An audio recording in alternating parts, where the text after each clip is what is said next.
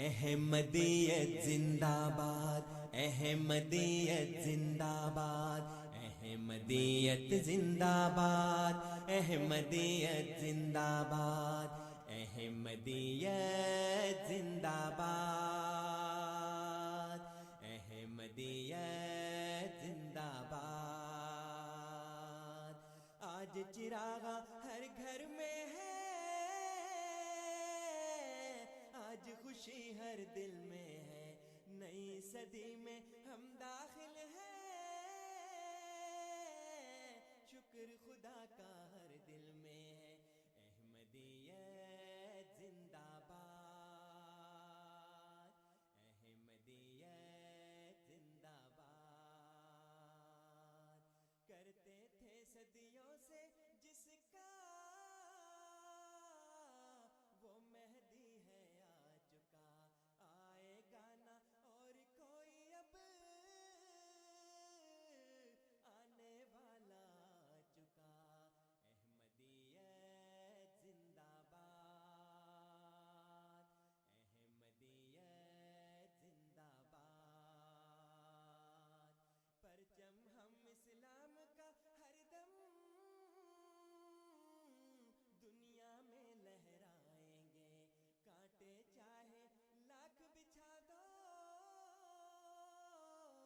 قدم بڑھاتے جائیں گے۔ احمدیت زندہ باد، احمدیت زندہ باد،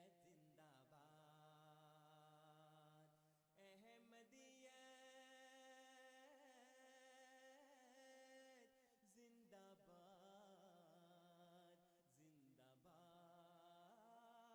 زندہ باد، زندہ باد۔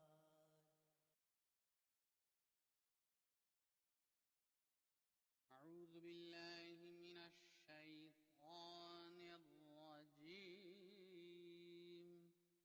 بسم اللہ الرحمن الرحیم۔ اللہ کے نام کے ساتھ جو بے انتہا رحم کرنے والا، بن مانگے دینے والا اور بار بار رحم کرنے والا ہے۔ یسبح للہ ما فی السماوات وما فی الارض الملک القدوس العزیز الحکیم۔ اللہ ہی کی تسبیح کرتا ہے جو آسمانوں میں ہے اور جو زمین میں ہے۔ وہ بادشاہ ہے، قدوس ہے، کامل غلبے والا اور صاحب حکمت ہے۔ هو الذي بعث في الأميين رسولا منهم يتلو عليهم آياته ويزكيهم ويعلمهم الكتاب والحكمة وإن كانوا من قبل لفي ضلال مبين۔ وہی ہے جس نے امی لوگوں میں انہی میں سے ایک عظیم رسول مبعوث کیا، وہ ان پر اس کی آیات کی تلاوت کرتا ہے اور انہیں پاک کرتا ہے اور انہیں کتاب کی اور حکمت کی تعلیم دیتا ہے، جبکہ اس سے پہلے وہ یقیناً کھلی کھلی گمراہی میں تھے۔ وآخرين منهم لما يلحقوا بهم وهو العزيز الحكيم۔ اور انہی میں سے دوسروں کی طرف بھی اسے مبعوث کیا ہے جو ابھی ان سے نہیں ملے، وہ کامل غلبے والا اور صاحب حکمت ہے۔ ذلك فضل الله يؤتيه من يشاء الفضل العظيم. یہ اللہ کا فضل ہے، وہ اس کو جسے چاہتا ہے عطا کرتا ہے، اور اللہ بہت بڑے فضل والا ہے۔ اعوذ باللہ من الشیطان الرجیم، بسم اللہ الرحمن الرحیم۔ سامعین کرام، السلام علیکم ورحمۃ اللہ وبرکاتہ۔ ریڈیو احمدیہ کے ساتھ میں ہوں آپ کا میزبان صفی راجپوت۔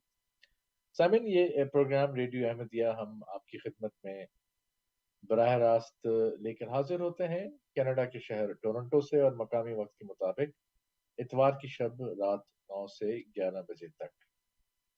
پروگرام کا نام ہے ریڈیو احمدیہ۔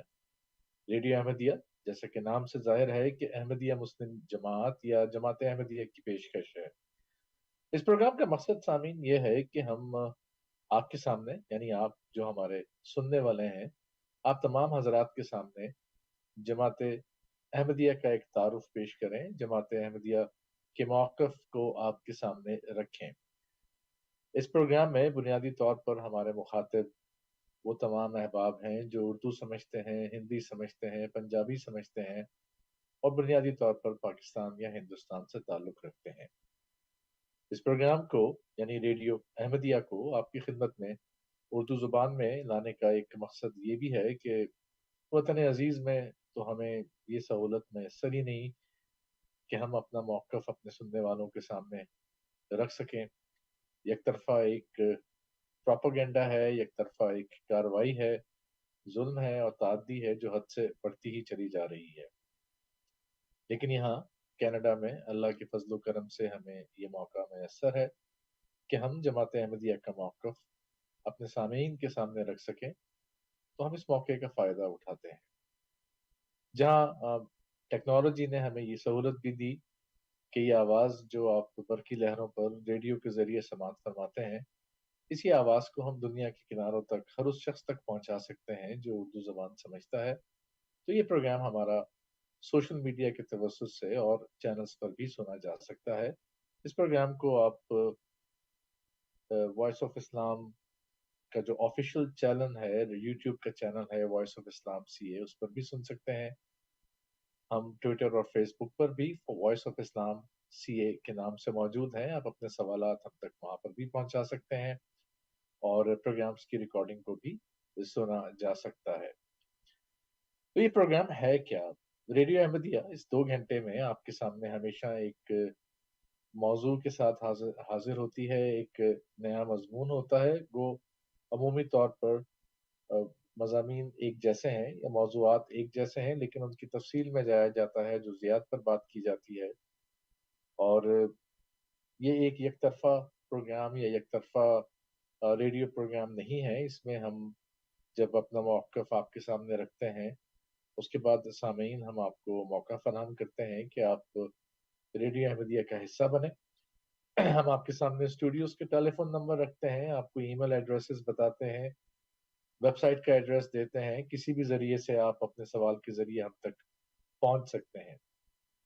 مقصد یہ ہوتا ہے کہ کسی ایک موضوع کو کھولا جائے اور دیکھا جائے کہ قرآن کریم اس موضوع کے بارے میں کیا کہتا ہے، نبی کریم صلی اللہ علیہ وسلم کی احادیث یا آپ کا طریق اس موضوع پر کیا رہا ہے، اور سیکھنے اور سکھانے کا ایک عمل ہے جس کی کوشش کی جاتی ہے۔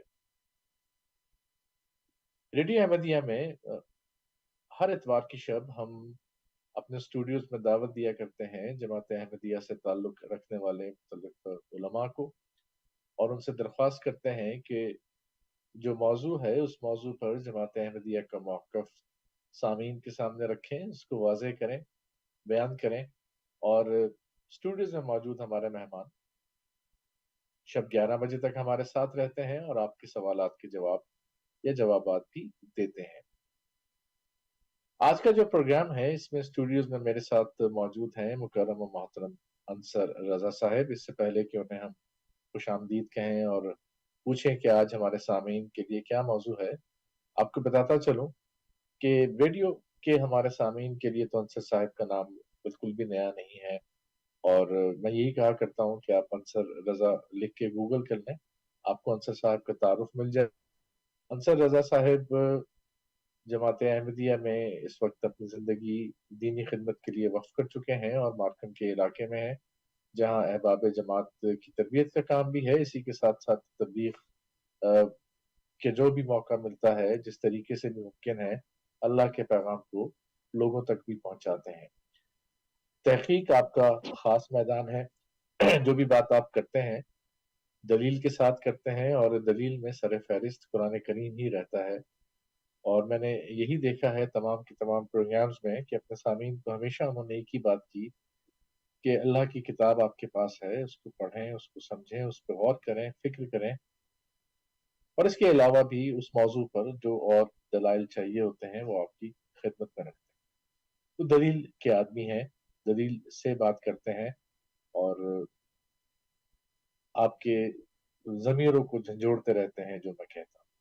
انصر صاحب کو خوش آمدید کہتے ہیں۔ السلام علیکم ورحمۃ اللہ وبرکاتہ۔ انصر صاحب جی وعلیکم السلام ورحمۃ اللہ وبرکاتہ۔ ریڈیو احمدیہ میں خوش آمدید۔ انصر صاحب اب ہمارے سامعین کے لیے آج کیا موضوع ہے؟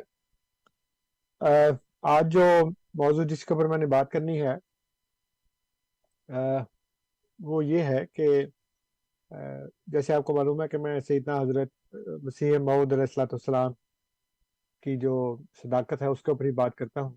جی، تو موضوع گفتگو ان کی ذات اقدس ہی ہوتی ہے ہمیشہ۔ آج جو پہلو میں نے چنا ہے حضور علیہ الصلوۃ والسلام کی صداقت کے لیے، اس میں ایک پہلو یہ ہے، یعنی اس کا جو موضوع ہے وہ یہ ہے کہ سیدنا حضرت مرزا غلام احمد قادیانی علیہ الصلوۃ والسلام جو ہیں وہ انسانیت کے اور خاص طور پر مسلمانوں کے اس دور میں محسن ہیں۔ ٹھیک ہے۔ اور آپ علیہ الصلوۃ والسلام کا اتنا بڑا احسان ہے کہ اگر آپ تشریف نہ لاتے اور وہ جہاد نہ کرتے جس کے لیے اللہ تعالیٰ نے آپ کو مبعوث فرمایا ہے، تو پھر آج جو خود کو مسلمان کہتے ہیں وہ مسلمان بھی نہ ہوتے اور اسلام گویا صفحہ ہستی سے مٹ چکا ہوتا۔ یہ صرف ایک دعویٰ نہیں ہے جو میں بطور ایک احمدی کے آپ کے سامنے رکھ رہا ہوں، بلکہ جیسا کہ آپ نے ابھی میرے تعارف میں یہ بتایا کہ میں ہمیشہ دلیل کے ساتھ بات کرتا ہوں، اور دلیل جو ہے وہ جیسے اللہ تعالیٰ نے بھی فرمایا قرآن کریم میں، اور نبی اکرم صلی اللہ علیہ وآلہ وسلم نے بھی اپنے عمل سے ثابت کیا کہ دلائل دو طرح کے ہوتے ہیں، ایک منقولی اور ایک معقولی۔ جی، منقولی وہ مجھے بیچ میں بار بار اس طرح کی کھانسی ہوگی کیونکہ میں تقریباً 2-3 ہفتے بیمار رہا ہوں، اور میرا خیال ہے یہ وائرس کافی پھیلا ہوا تھا ہر جگہ پہ، آپ بھی غالباً اس کا شکار رہے ہیں۔ جی، تو اس کے اب آفٹر ایفیکٹس یہ ہیں کہ گلے میں خراش ہے اور بار بار اس طرح کی کھانسی ہے، لیکن باقی الحمدللہ طبیعت بہتر ہے۔ تو میں سما خراشی کے لیے سامعین سے معذرت کروں گا کہ وہ ان کو بیچ میں اس طرح کی جو کھانسی ہے وہ سننی پڑے گی۔ تو میں یہ کہہ رہا تھا کہ دلائل دو طرح کے ہوتے ہیں، ایک منقولی اور ایک معقولی۔ منقولی وہ ہے کہ جو ہم نقل کرتے ہیں، یعنی کہ کوٹ کرتے ہیں جس کو، کیونکہ نقل کا لفظ بھی ہماری زبان میں بڑا ایک خراب سا لفظ بن گیا نا، کہ آپ کسی سے نقل کر رہے ہیں، امتحان دے رہے ہیں تو آپ کسی سے نقل کر رہے ہیں، لیکن اصل میں نقل کا مطلب یہ ہوتا ہے کہ کسی کو کوٹ کرنا، اور کسی نے جو بات کی ہے یا جو کام کیا ہے آپ اس کو دوبارہ سے وہ کرتے ہیں، تو اس کو کہتے ہیں کہ یہ نقل ہے، یعنی کہ منقول۔ وہ ہم اللہ تعالیٰ کے فضل سے قرآن مجید سے کرتے ہیں، اور ہمارے تمام عقائد کی بنیاد اللہ تعالیٰ کے فضل سے قرآن مجید پر ہی ہے۔ دوسرا جو پہلو ہے وہ ہے معقول، اور معقولیت میں جیسے میں پہلے بھی ایک دفعہ کہا ہے کہ ایک چیز ہے ریشنلٹی، ایک ہے ریولیشن، یعنی ایک عقل اور ایک وحی۔ تو ایک بات کو جو میں نے بہت دفعہ دہرایا ہے یہاں پہ وہ یہ ہے کہ نبی اکرم صلی اللہ علیہ وآلہ وسلم نے جب اپنا دعویٰ پیش کیا سب سے پہلے تو معقولی رنگ میں پیش کیا کہ کیا تم نے مجھ سے کبھی جھوٹ سنا ہے؟ تو انہوں نے کہا بالکل نہیں سنا. تو یہ ریشنالٹی ہے جو حضور نے ریولیشن سے پہلے پیش کی ہے. اور قرآن کریم نے بھی سورہ یونس میں یہ ارشاد فرمایا کہ فقط لبثت فیکم عمرا من قبلہ افلا تعقلون، کہ میں نے تمہارے اندر ایک عمر گزاری ہے تو تم عقل نہیں کرتے، یعنی عقل بھی ساتھ پیش کی ہے. تو میں آج کچھ معقولی دلائل اور کچھ تاریخی دلائل اپنے سامعین کے سامنے رکھوں گا تاکہ ان کو یہ پتہ چلے کہ اب جو انہیں بتایا جا رہا ہے وہ بالکل غلط ہے. اس وقت پاکستان میں خاص طور پر جہاں اور بہت کچھ مسخ ہوا ہے وہاں تاریخ بھی مسخ ہو چکی ہے اور اپنی مرضی کی من پسند تاریخ لکھی جا رہی ہے، لکھوائی جا رہی ہے. اور مطالعے کی عادت تو ویسے ہی لوگوں میں بہت کم ہو گئی ہے. اب ان کو یہ بتایا جا رہا ہے کہ جو ہم تمہیں بتا رہے ہیں ویسا ہی تھا، لیکن ابھی اللہ کا شکر ہے کہ کتابوں کے وہ انبار اور وہ تحریریں جو لکھی جا چکی ہیں اور جو گواہ ہیں ہمارے حق میں، وہ نہ صرف یہ کہ اشاعت خانوں میں چھپی، پرنٹنگ پریسز میں چھپی، بلکہ اب وہ خود انہی کے ہاتھوں سے اپلوڈ ہو کر انٹرنیٹ کے اوپر اور ویب سائٹ کے اوپر فضا میں تیر رہی ہیں اس وقت اور محفوظ ہیں، اور ہم وہاں سے ڈاؤن لوڈ کر کر کے اپنے پاس محفوظ کر لیتے ہیں. تو یہ ایسی گواہی ہے، ایسی شہادت ہے جو مٹائی نہیں جا سکتی. وہ ان کے ہاتھوں سے نکل کر اب ہمارے ہاتھوں میں آ گئی ہے. اور آپ کو پتہ ہے کہ پاکستان میں جماعت کے ساتھ کتنی سختی کا برتاؤ کیا جا رہا ہے، چھاپے مارے جاتے ہیں، پرنٹنگ پریسز بند کیے جاتے ہیں اور کتابیں اٹھا لی جاتی ہیں. لیکن وہ کتابیں جو اب ڈیجیٹل لائبریری کا حصہ بن چکی ہیں، جو فضا میں اس وقت تیر رہی ہیں، ان کو نہیں پکڑ سکتے. اس لیے میں اپنے سامعین کو اس بات کی یقین دہانی کروا رہا ہوں کہ یہ جو دلائل میں آپ کے سامنے رکھوں گا جو معقولی بھی ہیں اور تاریخی بھی ہیں، منقولی بھی ہیں، وہ اللہ تعالیٰ کے فضل سے بڑے مثبت ہیں، بڑے مضبوط ہیں. تو میں نے جو بتایا کہ موضوع یہ ہے کہ سیدنا حضرت مسیح موعود علیہ الصلوۃ والسلام یعنی مرزا غلام احمد قادیانی علیہ الصلوۃ والسلام مسلمانوں کے خاص طور پر محسن ہیں، کیونکہ اگر آپ نہ آتے اور آپ وہ جہاد نہ کرتے تو آج مسلمانوں کی اکثریت عیسائی ہوتی یا دہریہ ہوتی. اب تو عیسائی بھی کافی دہریہ ہو چکے ہیں، پریکٹسنگ کرسچن نہیں ہے وہ، لیکن ابھی بھی ایک بڑی تعداد ہے عیسائیوں کی پوری دنیا میں. یورپ امریکہ میں کم ہوتے جا رہے ہیں، لیکن باقی ممالک میں تو بہرحال عیسائی ہیں اور وہ بڑی مضبوطی سے اپنے دین پر قائم بھی ہیں. لیکن ان علاقوں میں بھی احمدیہ مسلم جماعت خدا تعالیٰ کے فضل سے اپنی جماعتیں، اپنی شاخیں قائم کر چکی ہے، اور وہاں سے بھی لوگ اب عیسائیت کو ترک کر رہے ہیں.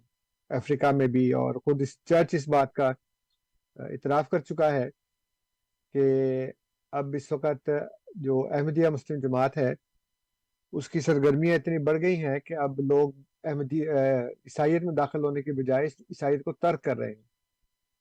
تو بہرحال میں نے جو دعویٰ کیا ہے اس کے 5 دلائل میں آپ کے سامنے رکھوں گا. بات تو لمبی ہے لیکن ہمارے پاس 2 گھنٹے ہیں، اور اگر آج یہ پورا نہ ہوا تو انشاءاللہ تعالیٰ پھر اگلے کسی پروگرام میں اس کو جاری رکھوں گا. حضور کیسے محسن ہیں مسلمانوں کے کہ اگر آپ نہ آتے تو پھر اس وقت مسلمانوں کے گلے میں سلیب لٹکی ہوتی یا پھر وہ مکمل طور پہ دہریہ ہوتے۔ اس کی پہلی دلیل یہ ہے کہ ضرورت زمانہ، یعنی جیسے حضور نے خود فرمایا کہ وقت تھا وقت مسیحا، نہ کسی اور کا وقت۔ اور اس وقت جب ہندوستان میں خاص طور پر اور دنیا کے دیگر ممالک میں بھی جہاں پہ جو نوآبادیاتی نظام قائم ہوا اور مغربی لوگ جو تھے خاص طور پر برطانیہ سے اور فرانس اور اسپین اور اٹلی، یہ وہ لوگ ہیں، یہ وہ ممالک ہیں جنہوں نے نوآبادیاتی نظام قائم کیا، نکلے باہر اور مختلف ملکوں پہ انہوں نے قبضے کیے، اور ملکوں پہ حکومتوں پہ قبضے کرنے کے بعد بلکہ اس کے ساتھ ساتھ ہی انہوں نے اپنے دین کی تبلیغ کا کام بھی بڑے زور و شور کے ساتھ شروع کر دیا۔ اس میں حکومتوں نے بھی مدد کی، اس میں جو امیر لوگ تھے انہوں نے بھی بہت سے چندے دیے چرچز کو، پادریوں کو، کہ تم جاؤ اور جا کر مسیح علیہ السلام کا دین جو ہے وہ پھیلاؤ اور دنیا بھر کو سلیب کے نیچے لے آؤ۔ یہ پہلی دلیل ہے، اور باقی دلیلیں دینے سے پہلے میں آپ کو اس کے بارے میں جو شواہد ہیں جو وہ میں آپ کے سامنے رکھتا ہوں۔ یہ جو مسیحی مشنریز جو تھے انہوں نے تو شروع سے ہی، جیسے میں نے عرض کیا کہ کچھ یورپین مسیحی مبلغین تھے، وہ آہستہ آہستہ آئے، پرتگال میں آئے اور وہاں سے بھی لوگ آئے، اور یہ اکبر بادشاہ کے زمانے سے آ چکے ہیں۔ سب سے پہلے جو آئے ہیں وہاں پہ یہ اکبر بادشاہ کے زمانے سے شروع ہو گیا تھا کام، لیکن جو باقاعدہ تبلیغ ہے، حکومتی امداد اور مالدار مسیحی لوگوں کی امداد اور سرپرستی سے جب ہندوستان میں انگریزوں کی حکومت قائم ہوئی ہے، پہلے تو جو ایسٹ انڈیا کمپنی تھی، اس کے بعد پھر جب ملکہ وکٹوریہ کا راج شروع ہو گیا، تو اس کی ایک جھلک جو ہے وہ امداد صابری صاحب نے ایک کتاب لکھی تھی، فرنگیوں کا جال۔ اس میں انہوں نے یہ لکھا ہے کہ کس طرح سے جو عیسائی پادری تھے انہوں نے اسلام کے خلاف جو کتابیں لکھی اور بڑی زہر آلود قسم کی کتابیں لکھی، اسلام پر حملے، نبی اکرم صلی اللہ علیہ وآلہ وسلم پر حملے اور امہات المومنین پر بڑے گندے قسم کے الزامات۔ یہ ایک لمبی فہرست ہے جو اس وقت میرے سامنے ہے، ان کی جو مشنری کتب کی فہرست امداد صابری صاحب نے لکھی ہے۔ اس میں میں آپ کو بتاؤں کہ اس کا جو انہوں نے نمبر دیا ہے وہ 36 ہے، یعنی 36 کتابوں کے انہوں نے حوالے دیے ہیں۔ اس کے علاوہ اخبارات تھے، روزنامے تھے، ہفتہ روزہ تھے، اشتہارات تھے، اور پھر جو پادری تھے وہ سڑکوں پہ کھڑے ہو کر، چوکوں میں کھڑے ہو کر اسلام کے خلاف باتیں کرتے تھے، اور اس میں یہ لکھتے ہیں کہ 36 کتابوں کا حوالہ دینے کے بعد کہ ان کتابوں میں سب سے پہلی غیر مہذب اعتراضات سے بھرپور اور زہریلی کتابیں میزان الحق، طریق الحیات اور مفتاح الابرار ہیں۔ یہ کتابیں سلسلہ وار پادری فنڈر نے شائع کی ہیں۔ یہی وہ تیزابی کتابیں ہیں جن کی تمام مصنفین نے تقریباً ڈٹائی کے ساتھ نقل کی اور ان غیر شریفانہ اعتراضوں سے اپنی کتابوں کو آلودہ کیا۔ چنانچہ ان تمام کتابوں میں متنازع فی مسائل اور اعتراضات ایک ہی قسم کے ہیں، ایک ہی خبائث کو بار بار مختلف عنوانات اور ناموں کے ساتھ دہرایا گیا ہے۔ تو اس میں پھر انہوں نے جو آگے جو اعتراضات تھے جن کی بچھاڑ کی گئی ہے اس کے بھی انہوں نے حوالے دیے ہیں۔ یہ ایک لمبی بات ہے۔ اور پھر جو نبی کریم صلی اللہ علیہ وسلم کے اوپر اور آپ کی امہات المومنین جو ازواج مطہرات ہیں ان کے متعلق جو باتیں لکھی ہیں وہ تو ناقابل بیان ہیں. اور پھر جیسے میں نے عرض کیا کہ کتابوں کے علاوہ اخبارات اور رسائل بھی تھے بہت زیادہ. اس کے بعد دوسرا حوالہ میرے پاس ہے ڈاکٹر سر سید احمد خان صاحب، یہ غالباً پی ایچ ڈی ڈاکٹر ہوں گے. انہوں نے ایک کتاب لکھی ہے رسالہ اسباب بغاوت ہند، اور یہ 1857 کا جو غدر ہوا تھا اس کے جو اسباب تھے وہ سر سید احمد خان صاحب نے لکھے ہیں. اور اپنی کتاب میں وہ لکھتے ہیں کہ یہ سب خرابیاں لوگوں کے دلوں میں ہو رہی تھی کہ دفعتاً 1855 میں پادری ای ایڈمنڈ نے دارالامارت کلکتہ سے عموماً اور خصوصاً سرکاری معزز نوکروں کے پاس چٹھیات بھیجی، یعنی خطوط بھیجے، جن کا مطلب یہ تھا کہ اب تمام ہندوستان میں ایک عملداری ہو گئی، تار برقی سے سب جگہ کی خبر ایک ہو گئی، ریلوے سڑک سے سب جگہ کی آمد و رفت ایک ہو گئی، مذہب بھی ایک چاہیے، اس لیے مناسب ہے کہ تم لوگ بھی عیسائی ایک مذہب ہو جاؤ. میں سچ کہتا ہوں کہ ان چٹھیات کے آنے کے بعد خوف کے مارے سب کی آنکھوں میں اندھیرا آ گیا، پاؤں تلے کی پاؤں تلے کی مٹی نکل گئی. سب کو یقین ہو گیا کہ ہندوستانی جس وقت کے منتظر تھے وہ وقت اب آ گیا ہے.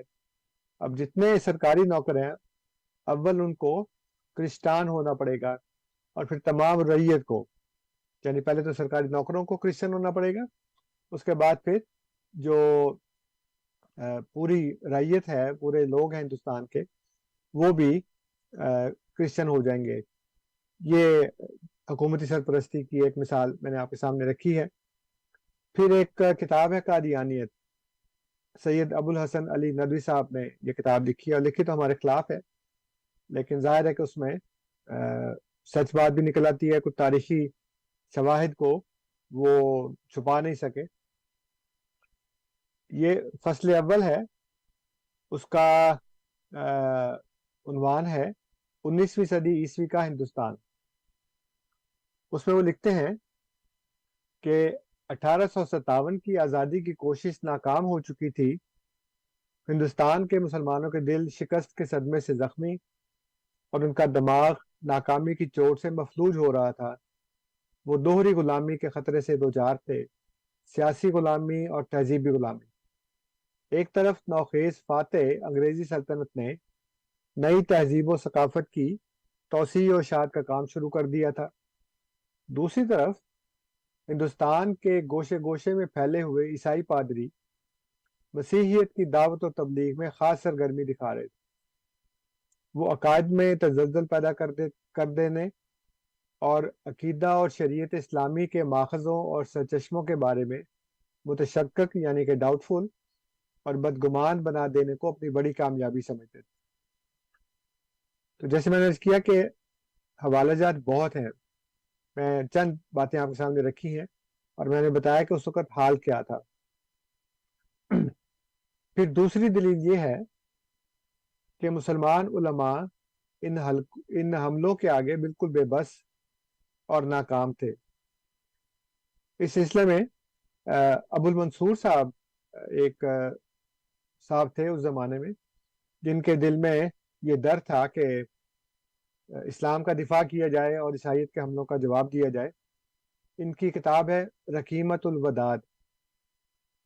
یہ پادری تھا ایک صفدر علی تھا، تو وہ مسلمان، لیکن وہ اور اس کا باپ اور اس کے بھائی عیسائی ہو گئے تھے. اس نے کتاب لکھی تھی نیاز نامہ. اب جب اندر سے بندہ نکلتا ہے نا تو پھر وہ زیادہ خطرناک ہوتا ہے، کیونکہ اس کو گھر کی باتیں معلوم ہوتی ہیں، اور پھر جب شیطان اس کے ساتھ ہو تو پھر ان باتوں کو وہ مسخ کر کے پیش کرتا ہے، ڈسٹارٹ کر کے پیش کرتا ہے.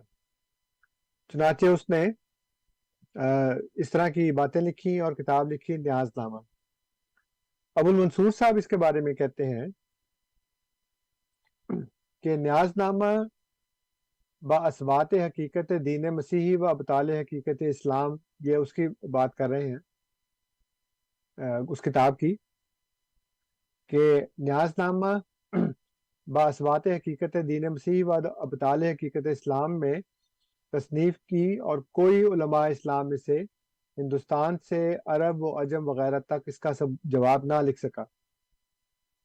لیکن افسوس ان پر جو باوجود ہے کہ چاروں طرف سے آواز الصلاۃ الصلاۃ سنتے ہیں اور الہی دعوت یعنی انجیل کے منادی کا غل جگہ جگہ پاتے ہیں، پھر بھی بھی خواب غفلت میں پاؤں پسارے سوتے ہیں اور صرف اتنا کہہ کر ٹال دیتے ہیں کہ ہمارا طریق تو تقلید ہے، جس میں ہیں اسی میں رہیں گے۔ یہ دیکھیں بالکل وہی بات ہے جو اللہ تعالیٰ نے فرمایا نا قرآن کریم میں، کہ وہ کہتے ہیں کہ ہم نے اپنے آبا کو اس پر پایا اور ہم تو وہی کریں گے جو ہمارے آبا نے کیا۔ اب یہ جو صاحب ہیں ابو المنصور صاحب، وہ اپنی کتاب رقیمۃ الوداد میں لکھتے ہیں کہ صفدر علی نے اتنا بڑا دعویٰ کیا کہ میں نے یہ کتاب لکھی ہے، لیکن اس کے جواب میں کوئی اٹھا ہی نہیں، کوئی مولوی ہندوستان سے، کوئی عالم دین ہندوستان سے، عرب سے، عجم سے، کسی نے بھی اس کا جواب لکھنے کی ہمت نہیں کی۔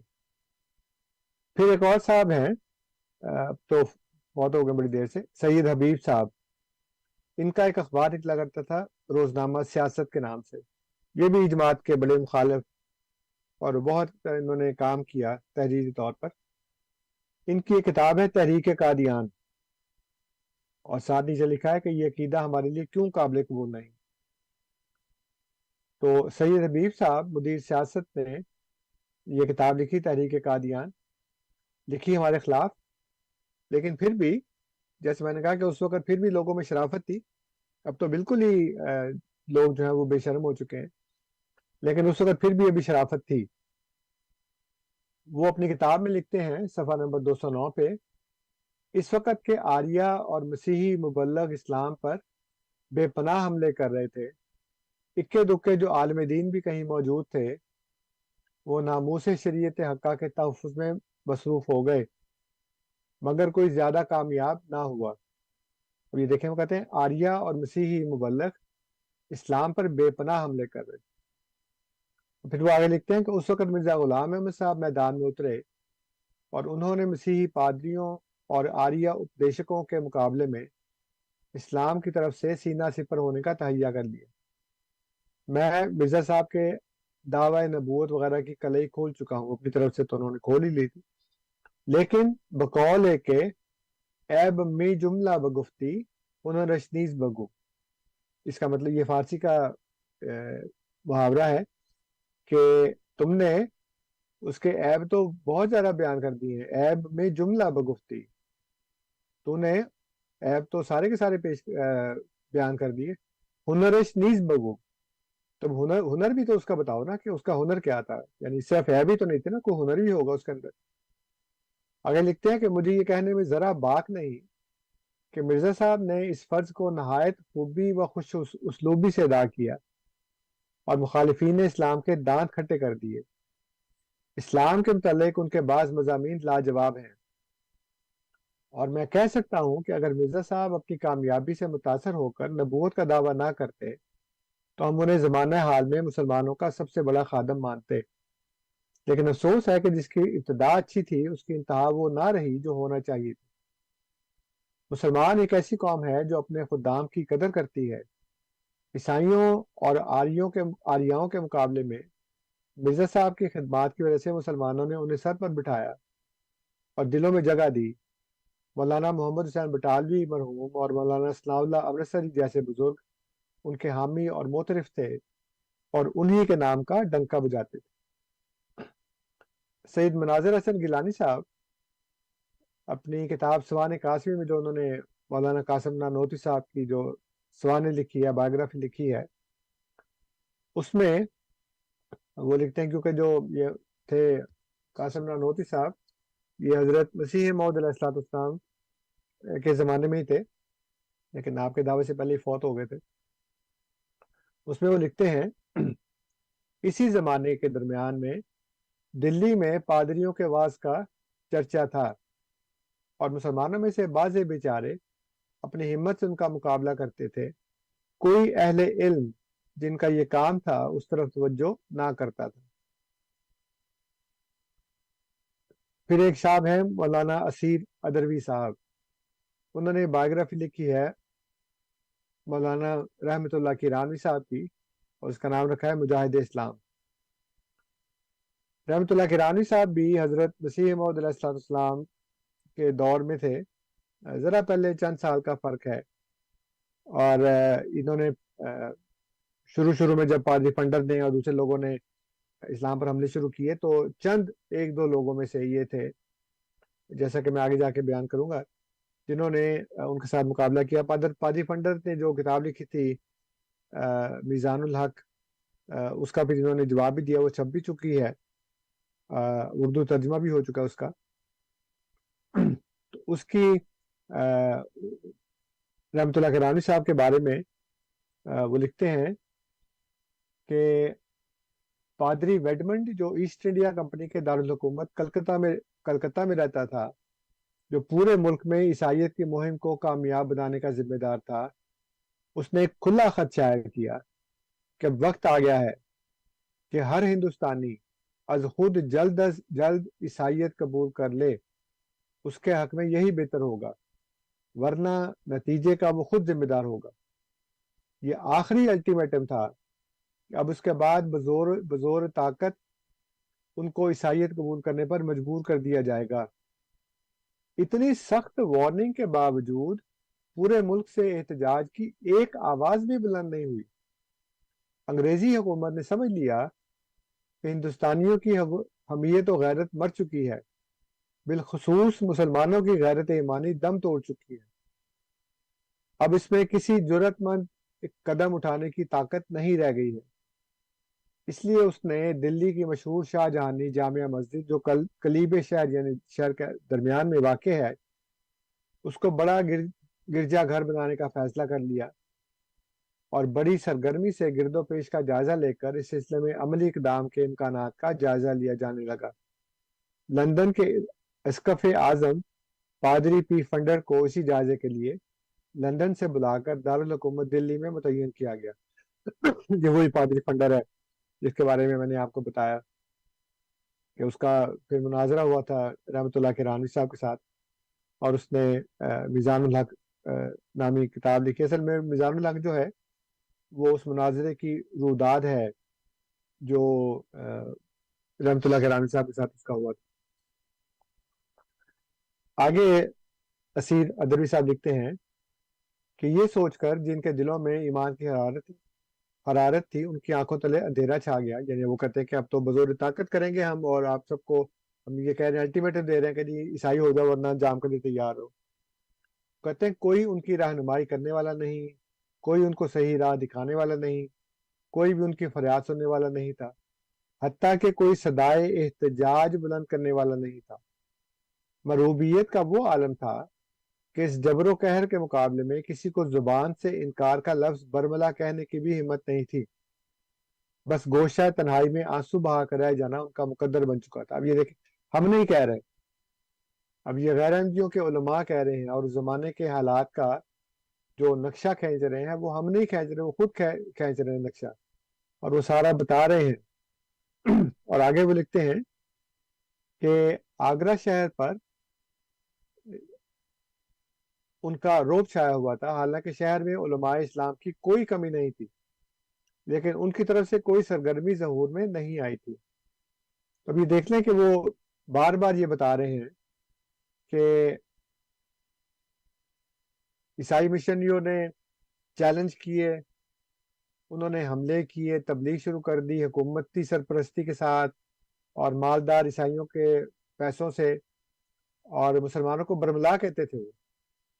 लेकिन जो उलमा थे वो खुद उलमा ये कह रहे हैं कि हमारे उलमा में ताकत नहीं थी, और मैं आगे चल के बताऊंगा कि क्यों ताकत नहीं थी, और कोई आलिम आदमी बढ़कर मुकाबला नहीं करता था। अगले सफ़े पे वो लिखते हैं असीर अदरवी साहब, पादरियों के जज्बात तो उबले पड़ रहे थे, बरसों अलल ऐलान तमाम उलमा इस्लाम को चैलेंज करते आ रहे हैं, और आज तक उलमा इस्लाम की तरफ से उसका कोई रद्द-ए-अमल जाहिर नहीं हुआ, ना उसकी गैरत और हमीयत बेदार हुई। इसलिए फितरी तौर पर उनमें गुरूर और पिंदार पैदा हो चुका था, और वो समझते थे कि हमारी मुदल्लल और आलमाना गुफ्तगू के जवाब में या कुछ भी नहीं कर सकते आगे। پھر ایک اور کتاب ہے جو سید محمد الحسنی صاحب نے لکھی ہے، اور یہ ہے سیرت مولانا سید محمد علی مغیری بانی ندوۃ العلماء۔ اس میں وہ لکھتے ہیں، اس زمانہ میں عیسائیوں نے جو طریقہ کار اختیار کیا تھا اور جتنی ہوش مندی اور باخبری کا ثبوت دیا تھا، اس کے مقابلے میں مسلمان علماء نے باستثناء چند کے جس غفلت اور بے تعلقی کا مظاہرہ کیا تھا، اس کو دیکھ کر ایسا معلوم ہوتا تھا کہ اگر کوئی مؤثر شخصیت سامنے نہ آئی اور مشنریوں کی سرگرمیاں اسی طرح جاری رہیں تو نئی نسل کے دین و ایمان کو زیادہ عرصے تک محفوظ رکھنا ناممکن ہوگا۔ کہتے ہیں صرف چند ایک لوگ تھے۔ آگے وہ لکھتے ہیں کہ مراسلات مذہبی میں شیخ مولا بخش نے اس بات کا صاف اعتراف کیا ہے کہ مولانا محمد رحمۃ اللہ کرانی کے بعد علماء میں سے بجز مولانا ممدوح کے کسی کو کامل توجہ اس طرف نہیں ہوئی۔ یعنی جیسے میں نے بتایا نا کہ چند ایک ہی تھے، اور ان میں رحمۃ اللہ کرانی صاحب کے بعد وہ کہہ رہے تھے کہ محمد علی مغیری صاحب تھے۔ پھر وہ لکھتے ہیں آگے، جو نیاز نامہ میں نے بتایا نا آپ کو کہ نیاز نامہ کتاب لکھی تھی صفدر علی نے، وہ کہتے ہیں کہ ہندوستان کے عیسائیوں کو اول ذکر کتاب پر بہت ناز اور اعتماد تھا۔ متعدد علماء نے اس کا جواب دینے کا ارادہ کیا، لیکن ان کا یہ ارادہ پائے تکمیل کو نہ پہنچا۔ مسلمانوں میں اس کی وجہ سے یکگونا انتشار پیدا ہو رہا تھا۔ اکثر ایسا ہوا کہ مسلمانوں نے باقاعدہ جا کر بعض علماء سے درخواست کی، لیکن چونکہ اس خطرے کا ان کو پورا احساس نہ تھا، اس لیے آمادگی ظاہر کرنے کے باوجود وہ کوئی عملی قدم نہ اٹھا سکے۔ اب یہ دیکھیں ان کی طرف سے صفائیاں پیش کر رہے ہیں کہ ان کو اس خطرے کا احساس ہی نہیں تھا علماء کو۔ بھئی آپ کے سامنے اسلام کے خلاف باتیں ہو رہی ہیں، نبی کریم صلی اللہ علیہ وسلم کی ذات کے اوپر تنقید کی جا رہی ہے، اور آپ کو احساس ہی نہیں ہے۔ خطرہ تو آپ کے سامنے کھڑا ہے۔ اور رحمۃ اللہ خان صاحب جو تھے، وہ رحمۃ اللہ کرانوی صاحب، وہ اس وقت ہندوستان چھوڑ کر مکہ جا چکے تھے، کیونکہ انہوں نے 1857 کی جنگ میں حصہ لیا تھا، تو اس میں شکست ہو گئی، تو پھر یہ وہاں سے بھاگ گئے اور یہ مکہ چلے گئے جہاں پہ عثمانی سلطنت تھی، تو ادھر جا کر انہوں نے پناہ لی۔ یہ لکھتے ہیں کہ مولانا رحمت اللہ اور ڈاکٹر وزیر خان اس وقت مکہ معظمہ میں موجود تھے۔ مسلمانوں کا ایک وفد مکہ معظمہ اس غرض سے گیا کہ غالباً مولانا سے اس سلسلے میں کوئی بڑی مدد مل سکے گی، لیکن اس صورت سے بھی کوئی نتیجہ برآمد نہ ہوا۔ یعنی ایک ہی دفعہ کر کے رحمت اللہ کرانی صاحب انہوں نے کہا جی میں تو اب نہیں آ رہا وہاں پہ۔ پشاور کے ایک مشہور اور ممتاز واعظ اور عالم نے اس کا وعدہ کیا، لیکن بدقسمتی سے وہ بھی اس خدمت کو انجام نہ دے سکے۔ بعض علماء وہ تھے جو صرف ان مسائل کی تحقیق کے حق میں تھے جو مستشرقین یورپ نے پیدا کر دیے تھے۔ پادریوں کی طرف سے کوچہ و بازار میں جس طرح عیسائیت کی اعلانیہ تبلیغ ہو رہی تھی اور نبوت محمدی اور کلام الہی مورد اعتراض اور ہدف اہانت بنایا جا رہا تھا، اس کی طرف ان کو زیادہ توجہ نہ تھی، اس لیے کہ ان کے نزدیک اس کا تعلق فن مناظرات سے تھا اور وہ اس کو برا سمجھتے تھے۔ اب دیکھیں بار بار یہ علماء کی طرف سے صفائیاں پیش کر رہے ہیں کہ وہ تو جی یہ ہو گیا، وہ تو ایسے ہو گیا، وہ تو مناظرہ تو کرنا ہی نہیں ہے۔ ایک بندہ اگر آپ کے اوپر حملہ کر رہا ہے تو آپ اس کو جواب تو دینا۔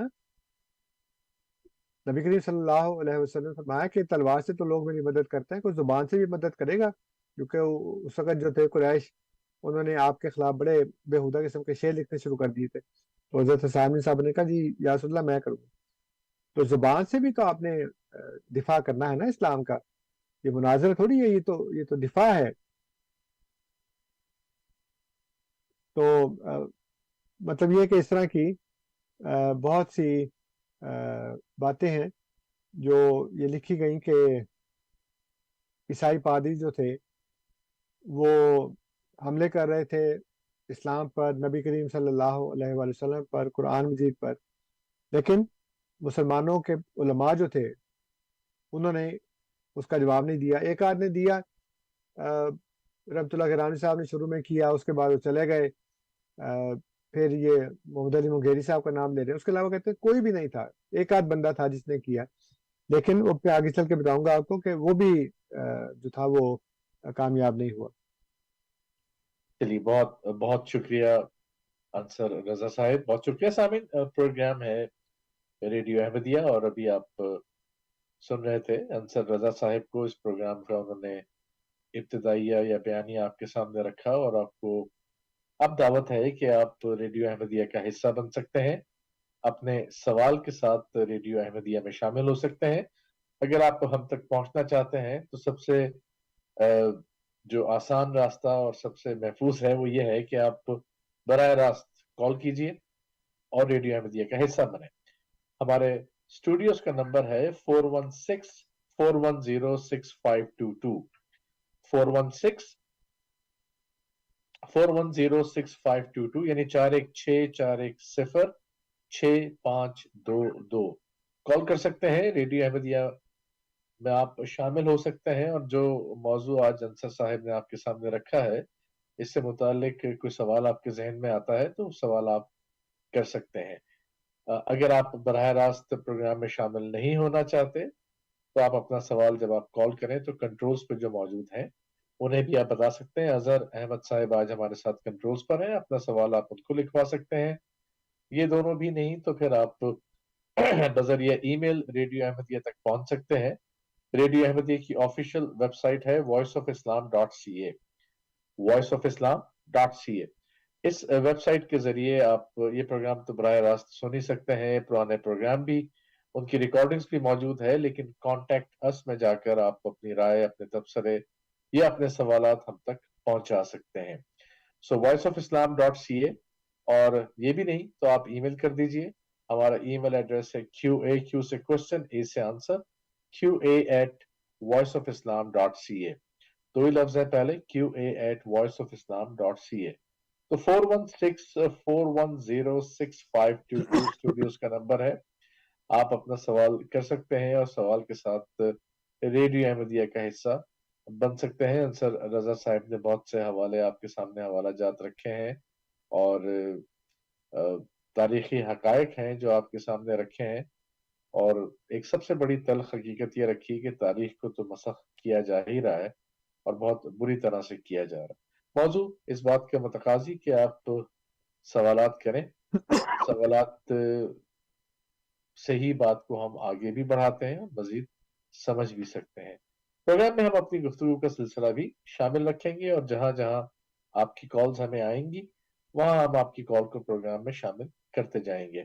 بس اوقات ایسے ہوتا ہے جب کسی سوال کا جواب چل رہا ہے اور اس جواب میں انصر صاحب جواب دے ہی رہے ہیں تو وہ وقت ایسا ہوتا ہے جب آپ کی کال آتے ہی ہم پروگرام میں شامل نہیں کر سکتے. تھوڑی دیر کے لیے ہمیں آپ سے کہنا پڑتا ہے کہ انتظار کیجیے اور اس کے بعد پھر آپ کی کال کو شامل کر لیا جاتا ہے. 416-410-6522 اسٹوڈیوز کا نمبر ہے اور آپ سن رہے ہیں پروگرام ریڈیو احمدیہ.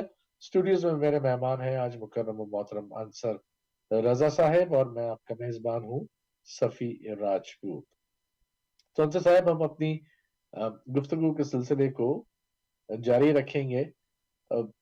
جو بات آپ نے بیان کی اور ابھی کر ہی رہے ہیں، تاریخی حقائق ہیں، کتب کے حوالہ آپ نے حوالے دیے اور اپنے اپنے وقت کے لحاظ سے جن اکابرین کا آپ نام لے رہے ہیں بہت بڑے نام تھے، لیکن محسوس ایسے ہوتا ہے جیسے ان کو جاننے والے لوگ بھی اب نہیں رہے. اس کی جو وجہ ہے وہ یہ ہے کہ کیونکہ یہ اکابرین تو تھے لیکن وہ عیسائیت کے مقابلے میں بالکل ناکام رہے. ٹھیک. اور ناکام شخص کو آپ اس موضوع کے حوالے سے کم سامنے نہیں لے کے آتے جو میدان میں ہار گیا ہو. جی. جیسے آپ بہت سے فوجی جو جنرلز ہیں ان کو آپ پیش کرتے ہیں، لیکن وہ شخص جس نے ڈھاکہ کے میدان میں ہتھیار ڈالے جی. اس کو آپ سامنے نہیں لے کے آتے، اس کا نام بھی نہیں لیتے. تو وجہ یہ ہوتی ہے کہ جو ناکام ہو گیا ہو اس کو کم از کم اس ناکامی کے حوالے سے آپ پھر بیان نہیں کرتے. اور کسی جگہ پہ وہ درونی طور پہ اس نے کوئی کام کیا ہو تو کیا ہو، لیکن اس حوالے سے اس کو وہ سامنے نہیں لے کر آتے. اس لیے وہ میں بتاؤں گا آگے کہ جو جی خود وہ اعتراف کرتے ہیں کہ کچھ مقابلہ ہوا بھی لیکن وہ سارا کے سارا بے تاثیر رہا، اس کا کوئی اثر پیدا نہیں. ٹھیک ہے. تو جو بات مختصراً سمجھ میں آتی ہے اگر یہ سارے حوالہ جات نکال دیا جائے کہ جب انگریز حکمران بنا تو اس کے ساتھ ہی یہ مذہبی اغار بھی ہوئی اور اس کے آگے بند ماننے والا کوئی ملا نہیں، کوئی ایسا جی نہیں تھا جو ٹھہر سکے. جی بالکل. تو یہ موضوع ہمارا ہے جس پر سامعین آپ بھی اپنے سوال کے ساتھ ریڈیو احمدیہ کا حصہ بن سکتے ہیں. 4164106522 کال کر سکتے ہیں اور ریڈیو احمدیہ کا حصہ بن سکتے ہیں. صاحب ہم اپنی گفتگو کے سلسلے کو جاری رکھتے ہیں. ایسا کم ہی ہمارے ساتھ ہوتا ہے کہ ہمیں موقع ملے اور موضوع کو ہم ایک حد تک بیان کر سکیں. جی اس موقع کا آج فائدہ اٹھاتے ہیں. جی بالکل. اب یہ جو ناکامیاں ہوئی ہیں نا سبھی صاحب، جی اس کی ایک بہت بڑی وجہ ہے، اور وہ وجہ یہ ہے کہ خود مسلمانوں میں اس وقت ایسے عقائد پیدا ہو چکے تھے جو اس کا سہارا لے کر عیسائی جو تھے وہ مسلمانوں پر حملے کرتے تھے اور اس کا وہ جواب دے نہیں سکتے تھے، کہ اس لیے کہ ان کا تو وہ عقیدہ تھا، اور اپنی کتابوں میں یہ لکھ چکے ہیں. ایک بہت لمبا حوالہ ہے، میں پیش نہیں کرتا، لیکن یہ ہے سورہ کہف کی تفسیر کے تناظر میں دجالی فتنے کے نمایاں خد و خال، اور اس کے اوپر تحقیق جدید مفتی محمد تقی عثمانی صاحب نے کی ہے، جو ابھی تک حیات ہے ماشاءاللہ. جی کراچی میں دارالعلوم جو ان کا ہے مدرسہ. جی تو اس میں انہوں نے یہ لکھا ہے کہ حضرت عیسیٰ علیہ السلام تو اصل میں انسان تھے ہی نہیں. وہ تو جبرائیل نے حضرت مریم کے گریبان میں پھونک مارا، ایک ملکوتی پھونک مارا، تو اس سے وہ حاملہ ہو گئی. تو وہ تو ایک حصہ ان کا بشری تھا لیکن ایک حصہ تو ان کا ملکوتی تھا. تو وہ کیسے انسان ہو سکتے ہیں؟ وہ تو انسان تھے ہی نہیں. تو جب آپ ان کو انسان مانتے ہی نہیں، اور اللہ تعالیٰ تو یہ فرماتا ہے کہ قالت لہم رسلہم ان نحن الا بشر مثلکم ولکن اللہ یمن علی من یشاء من عبادہ. نبی کریم صلی اللہ علیہ وسلم نے بھی کہا، ہر رسول نے کہا کہ میں تو تمہاری طرح کا بشر ہوں، لیکن وہ کہتا نہیں باقی ہوں گے بشر. عیسیٰ علیہ السلام بشر نہیں ہے. وہ کیوں نہیں ہے؟ وہ تو گیلانی صاحب بھی جانتے ہیں کہ وہ کیوں نہیں ہے. قرآن تو کہتا ہے وہ سارے کے سارے بشر ہیں.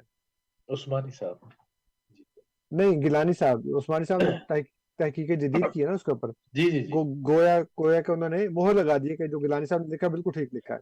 ٹھیک اور آج ہم دیوبندیوں کے بھی یہی عقائد ہیں، ورنہ وہ کہتے ہیں نا کہ نہیں جی یہ تو بڑی غلط بات ہے. ہم تو دیوبندی جن کو لوگ وہابی بھی کہتے ہیں، اور ہم نبی کریم صلی اللہ علیہ وسلم کو تو بشر کہتے ہیں. جب بریلوی کہتے ہیں وہ نور ہے تو ڈنڈا پکڑ کے ان کے پیچھے چڑھ دوڑتے ہیں. جی ان کو نہیں بشر، ان کو نہیں نور کہتے. بریلوی کہیں گے وہ نور تھے، کہتے ہیں نا بالکل نور نہیں تھے، وہ بشر تھے. عیسیٰ علیہ السلام کو گیلانی صاحب کہتے ہیں وہ بشر نہیں تھے، وہ نور تھے، ملکوتی صفات تھی ان کے اندر، وہ انسان تھے ہی نہیں. لیکن میں بڑا مزے کا جملہ ہے جو انہوں نے لکھا ہے. وہ کہتے ہیں کہ وہ انسان تھے ہی کب؟ انسان ہوتے تو پھر تھا نا کہ وہ ان کو جو بشری باتیں ہیں وہ ان کے اندر پیدا ہو جاتی. لیکن وہ تو عذر گناہ بدتر از گناہ والی بات بنتی جا رہی ہے. ہاں بالکل، یہ تو عذر جو ہے نا گناہ کا. جی وہ کہتے ہیں کہ بشری والدین سے پیدا ہونے والے انسانوں کی بقا کا جو عام قدرتی قانون ہے، اس سے بھی حضرت مسیح کو جو ہم باہر دیکھتے ہیں، یعنی جو انسانوں کی بقا کا ایک نیچرل لا ہے، جو قدرتی قانون ہے، کہتے ہیں اس سے بھی حضرت مسیح کو جو ہم باہر دیکھتے ہیں تو اس کی توجیہ بھی یہی ہے کہ وہ پورے آدمی ہی کب تھے. بلکہ جیسے بے شمار فرشتے جبرائیل میکائیل وغیرہ جس طرح زندہ ہے، کچھ اسی قسم کی کیفیت مسیح کی زندگی کی بھی ہے۔ تو اب یہ دیکھیں وہ بار بار ان کو کہتے ہیں کہ وہ تو پورے آدمی تھے ہی نہیں، اور اللہ تعالیٰ تو یہ فرماتا ہے ان کے بارے میں ذکر کرتے ہوئے کہ ان ہوا الا عبد انعمنا علیہ وجعلناہ مثلا لبنی اسرائیل، وہ تو محض ایک بندہ تھا جس پر ہم نے انعام کیا اور اسے بنی اسرائیل کے لیے قابل تقلید مثال بنا دیا۔ پھر اللہ تعالیٰ فرماتا ہے انا مثل عیسیٰ عند اللہ کمثل آدم خلقہ من تراب ثم قال له کن فیکون۔ تو عیسیٰ کی مثال اللہ کے نزدیک آدم کی مثال کسی ہے، اسے اس نے مٹی سے پیدا کیا، پھر اسے کہا کہ ہو جا تو ہونے لگا۔ تو اللہ تعالیٰ تو فرماتا ہے کہ یہ آدم علیہ السلام کی طرح کے ان کی پیدائش ہے۔ تو اب میں آپ کو بتاتا ہوں کہ مسلمانوں کے چند وہ عقائد جو ان کے عیسائیوں کے ساتھ مشترک ہیں۔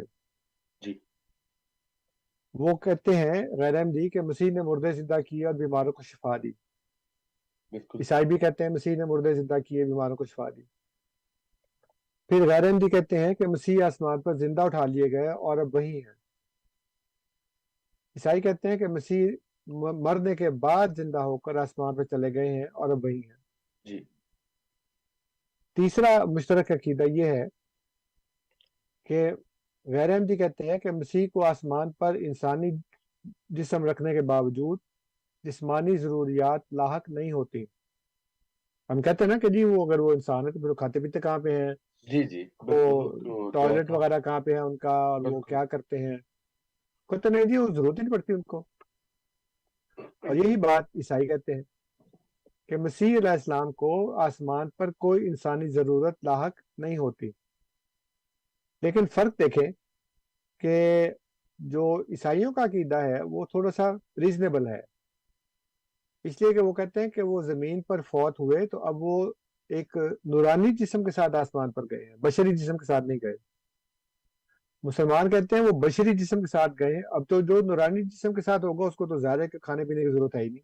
جی تو اٹ میک سینس جب آپ یہ کہتے ہیں نا کہ وہ نورانی جسم کے ساتھ اوپر گئے ہیں، تو ظاہر ہے کہ نورانی جسم کو جیسے خدا ہے ویسے وہ ہیں، تو نہ خدا کو کھانے پینے کی ضرورت ہے، نہ عیسیٰ علیہ السلام کو کھانے پینے کی ضرورت ہے، کیونکہ وہ جسم ہے ہی نہیں ان کا۔ لیکن مسلمان جو ہیں وہ یہ کہتے ہیں کہ جسم تو وہی ہے، اسی جسم کے ساتھ گئے ہیں، لیکن پھر بھی ضرورت نہیں۔ پھر چوتھا جو ایک ان کا مشترکہ عقیدہ ہے وہ یہ ہے کہ مسیح علیہ السلام دجال کو قتل کریں گے، اور یہ بھی کہتے ہیں کہ مسیح علیہ السلام جو ہے وہ دجال کو قتل کریں گے۔ وہ کہتے ہیں کہ مسیح علیہ السلام آمد ثانی میں کافروں کو قتل کریں گے، مسلمان جو کہتے ہیں وہ کہتے ہیں۔ جی جی اور عیسائی کہتے ہیں کہ مسیح آمد ثانی میں کافروں کو قتل کریں گے اور ان کی سانس سے شریر ہلاک ہوں گے۔ یہ وہ چند عقائد ہیں جو غیر احمدی مسلمانوں میں اور عیسائیوں میں مشترک ہیں۔ اب میں آپ کو بتاؤں گا کہ وہ کون سے ایسے عقائد ہیں جو غیر احمدیوں میں تو ہیں لیکن خود عیسائیوں میں بھی نہیں ہیں۔ پہلا ان کا یہ عقیدہ ہے کہ حضرت عیسیٰ علیہ السلام کی پیدائش انوکھی اور بے مثال، ٹھیک ہے۔ حالانکہ اللہ نے کیا کہا ابھی میں نے بتایا آپ کو، جی قرآن کریم کی آیت ہے انا مثل عیسیٰ عند اللہ کمثل آدم، آدم علیہ السلام۔ ان کو تو آدم وہ کہتا نہیں، انوکھی ہے بالکل۔ اور بائبل کیا کہتی ہے؟ بائبل کہتی ہے کہ ملک صدق سالم کی پیدائش بھی مسیح کی مانند ہے۔ اب بتائیں، یعنی عیسائی جو ان کو خدا مانتے ہیں وہ یہ کہتے ہیں کہ مسیح کی پیدائش اور ملک صدق سالم کی پیدائش ایک جیسی ہے۔ مسلمان کہتے ہیں نہیں، وہ تو بالکل انوکھی پیدائش ہے، بے مثال پیدائش ہے، اس جیسی تو کوئی پیدائش ہوئی نہیں، لیکن وہ ملک صدق سالم کو اس میں شامل کرتے ہیں۔ پھر مسلمانوں کا یہ عقیدہ ہے کہ حضرت عیسیٰ علیہ السلام نے پنگھوڑے میں بات کی۔ جی بائبل میں اس بات کا کوئی ذکر نہیں ہے۔ اور مجھے اس پہ یاد آیا کہ میں ایک دو دن پہلے جاوید احمد غامدی صاحب کی ایک چھوٹی سی ویڈیو دیکھ رہا تھا، اس میں کسی نے سوال کیا کہ جی حضرت عیسیٰ علیہ السلام نے پنگھوڑے میں بات کی، تو آپ کے نزدیک کیا یہ بات درست ہے؟ تو انہوں نے کہا ہاں بالکل درست ہے۔ مجھے بڑی حیرت ہوئی کہ غامدی صاحب اچھے بھلے سنجیدہ قسم کے آدمی ہیں، عقلمند انسان ہیں، اور قرآن کا فہم رکھنے کا دعویٰ بھی کرتے ہیں، جی لیکن یہ کیسی بات کر دی انہوں نے کہ جی ہاں وہ تو انہوں نے کہا کہ انی عبداللہ تانی الکتاب و جعلنی نبی، وہ تو نبوت کی بات تھی، وہ انہوں نے کی۔ اس کے بعد پھر جب وہ بڑے ہوئے اور کہولت میں آ گئے تو پھر انہوں نے اور باتیں بھی کی، لیکن یہ بات انہوں نے پنگوڑے میں کی، یہ بات انہوں نے اپنی ماں کی گود میں کی۔ ٹھیک ہے، اب مطلب آئی واز سو شاکڈ کہ قرآن کریم میں اللہ تعالیٰ نے ایک سے زیادہ مرتبہ لکھا ہے کہ ہم نے، نبی کریم صلی اللہ علیہ وسلم کو فرماتا ہے کہ ہم نے آپ سے پہلے جتنے بھی رسول بھیجے ہیں وہ سارے مرد تھے، جی نوحی الیہم، اور ان کو ہم نے وحی کی، یعنی وحی کس کو کی؟ مرد کو۔ جی بچہ مرد نہیں ہوتا۔ نبی کریم صلی اللہ علیہ وآلہ وسلم کو اللہ تعالیٰ فرماتا ہے ان کے متعلق کہ ما کانا محمد ابا احد من رجالکم، کہ محمد صلی اللہ علیہ وسلم تم مردوں میں سے کسی کے باپ نہیں۔ جی تو بیٹے تو تھے نا ان کے، جی وہ بچے ہونے کی حالت میں فوت ہو گئے، اس لیے وہ مرد بنے ہی نہیں، لڑکے تو تھے ان کے ہاں۔ تو اللہ تعالیٰ فرماتا ہے کہ ہم نے تو رسول بنایا ہے تو وہ مرد کو بنایا ہے، اور وہی بھی اس کو اس حالت میں کیا جب وہ مرد تھا۔ آپ مجھے بتائیں، کیا آپ سوچ سکتے ہیں ایک منٹ کے لیے کہ غامدی صاحب کو اس آیت کا نہیں پتا ہوگا؟ اب پتہ ہوگا، بالکل بالکل پتہ ہوگا۔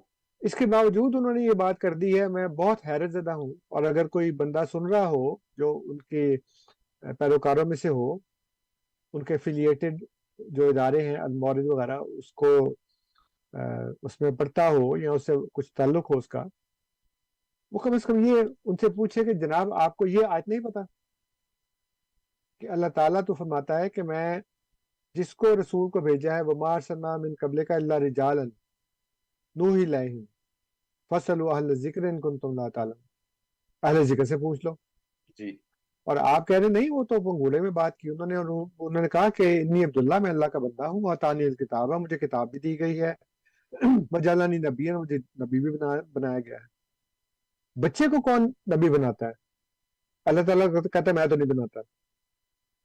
غامدی صاحب کہتے ہیں ہاں وہ تو نے بات کی تو اس کا مطلب تو بتائے نا۔ انہوں نے کہا وہ نبوت کی بات تھی، انہوں نے کی نبوت کی بات، تو ترجمہ بھی بتا دیں کہ مجھے نبی بنایا ہے، پھر قرآن میں بتائیں کہ دیکھیں جی نبی تو بنتا ہی مرد ہے، اور نبی کریم صلی اللہ علیہ وسلم کو 40 سال کی عمر میں نبوت ملی، جی اور اللہ تعالیٰ ان کے متعلق فرماتا ہے کہ ما کنتا تدری مل کتاب ولا الایمان، آپ کو پتہ ہی نہیں تھا کہ کتاب کیا چیز ہے، آپ کو پتہ ہی نہیں تھا کہ ایمان کیا چیز ہے۔ اور عیسیٰ علیہ السلام پنگوڑے میں اپنی ماں کی گود میں کہہ رہے ہیں کہ میں تو نبی ہوں۔ بالکل حضور صحیح صلی اللہ بات، علیہ وسلم کو نہیں پتا تھا، صلی اللہ اور علیہ وسلم۔ اس یہ تاریخی بات نہیں ہے، مطلب تاریخی تو ہے لیکن اس کا ثبوت قرآن کے اندر موجود ہے۔ اللہ تعالیٰ فرماتا ہے ما کنتا تدری مل کتاب ولا الایمان، آپ کو پتہ ہی نہیں تھا کہ کتاب کیا چیز ہے، آپ ایمان سے واقف ہی نہیں تھے۔ کتاب کیا ہے، ایمان کیا، آپ کو نہیں پتا تھا۔ عیسیٰ علیہ السلام کو پتا تھا، ماں کی گود میں کہتے ہیں اعطانی کتاب ہے، مجھے تو کتاب دی گئی ہے۔ حضور کو نہیں پتا کتاب کیا چیز، وہ فرماتے ہیں جعلنی نبی ہے، مجھے تو نبی بنایا گیا ہے۔ حضور کو نہیں پتا ایمان کیا چیز ہے، نبوت کیا چیز ہے۔ بائبل میں، اچھا بائبل والے جو ہیں، جو عیسائی ہیں، وہ تو خدا مانتے ہیں نا ان کو، جی اور یہ اگر بات ہوئی ہوتی تو یہ تو بڑا ایک زبردست ثبوت تھا کہ دیکھو یہ خدا ہے، یہ ماں کی گود میں بول رہا ہے، لیکن بائبل میں اس کا ذکر ہی نہیں ہے۔ پھر تیسرا جو عقیدہ ہے جو غیر احمدیوں کا ہے، وہ یہ ہے کہ حضرت عیسیٰ علیہ السلام مٹی سے پرندے بنایا کرتے تھے، حالانکہ یہ بھی قرآن کے خلاف ہے، لیکن بائبل میں اس کا کوئی ذکر نہیں ہے۔ بائبل کے نزدیک اللہ تعالیٰ خالق ہے۔ اگر حضرت عیسیٰ علیہ السلام نے پرندے بنائے ہوتے اور وہ پھونک مارتے اور وہ پرواز کرتے، تو آپ کا کیا خیال ہے کہ جو اس وقت کے لوگ لکھنے والے تھے وہ اس کو چھوڑ دیتے؟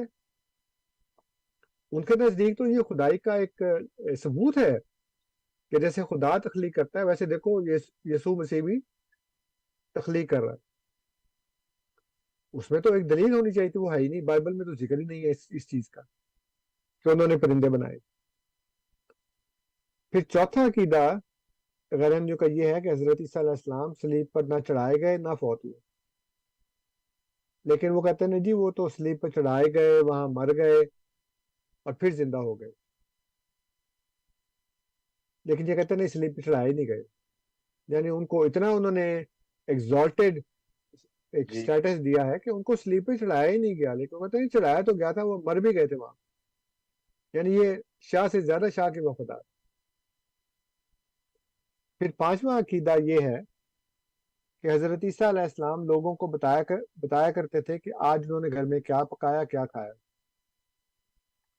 بائبل میں بھی اس کا کوئی ذکر نہیں ہے۔ یہ بھی ایک بہت بڑی بات تھی، ایک بہت بڑا ثبوت تھا کہ یہ گھر میں کھا کے آئے ہیں، پکا کے آئے ہیں، اور جب یہ عیسیٰ علیہ السلام کو آ کر ملتے ہیں تو وہ بتاتے تھے کہ آج آپ نے یہ پکایا ہے، آج آپ نے یہ کھایا ہے۔ بائبل میں ذکر ہونا چاہیے تھا اس کا۔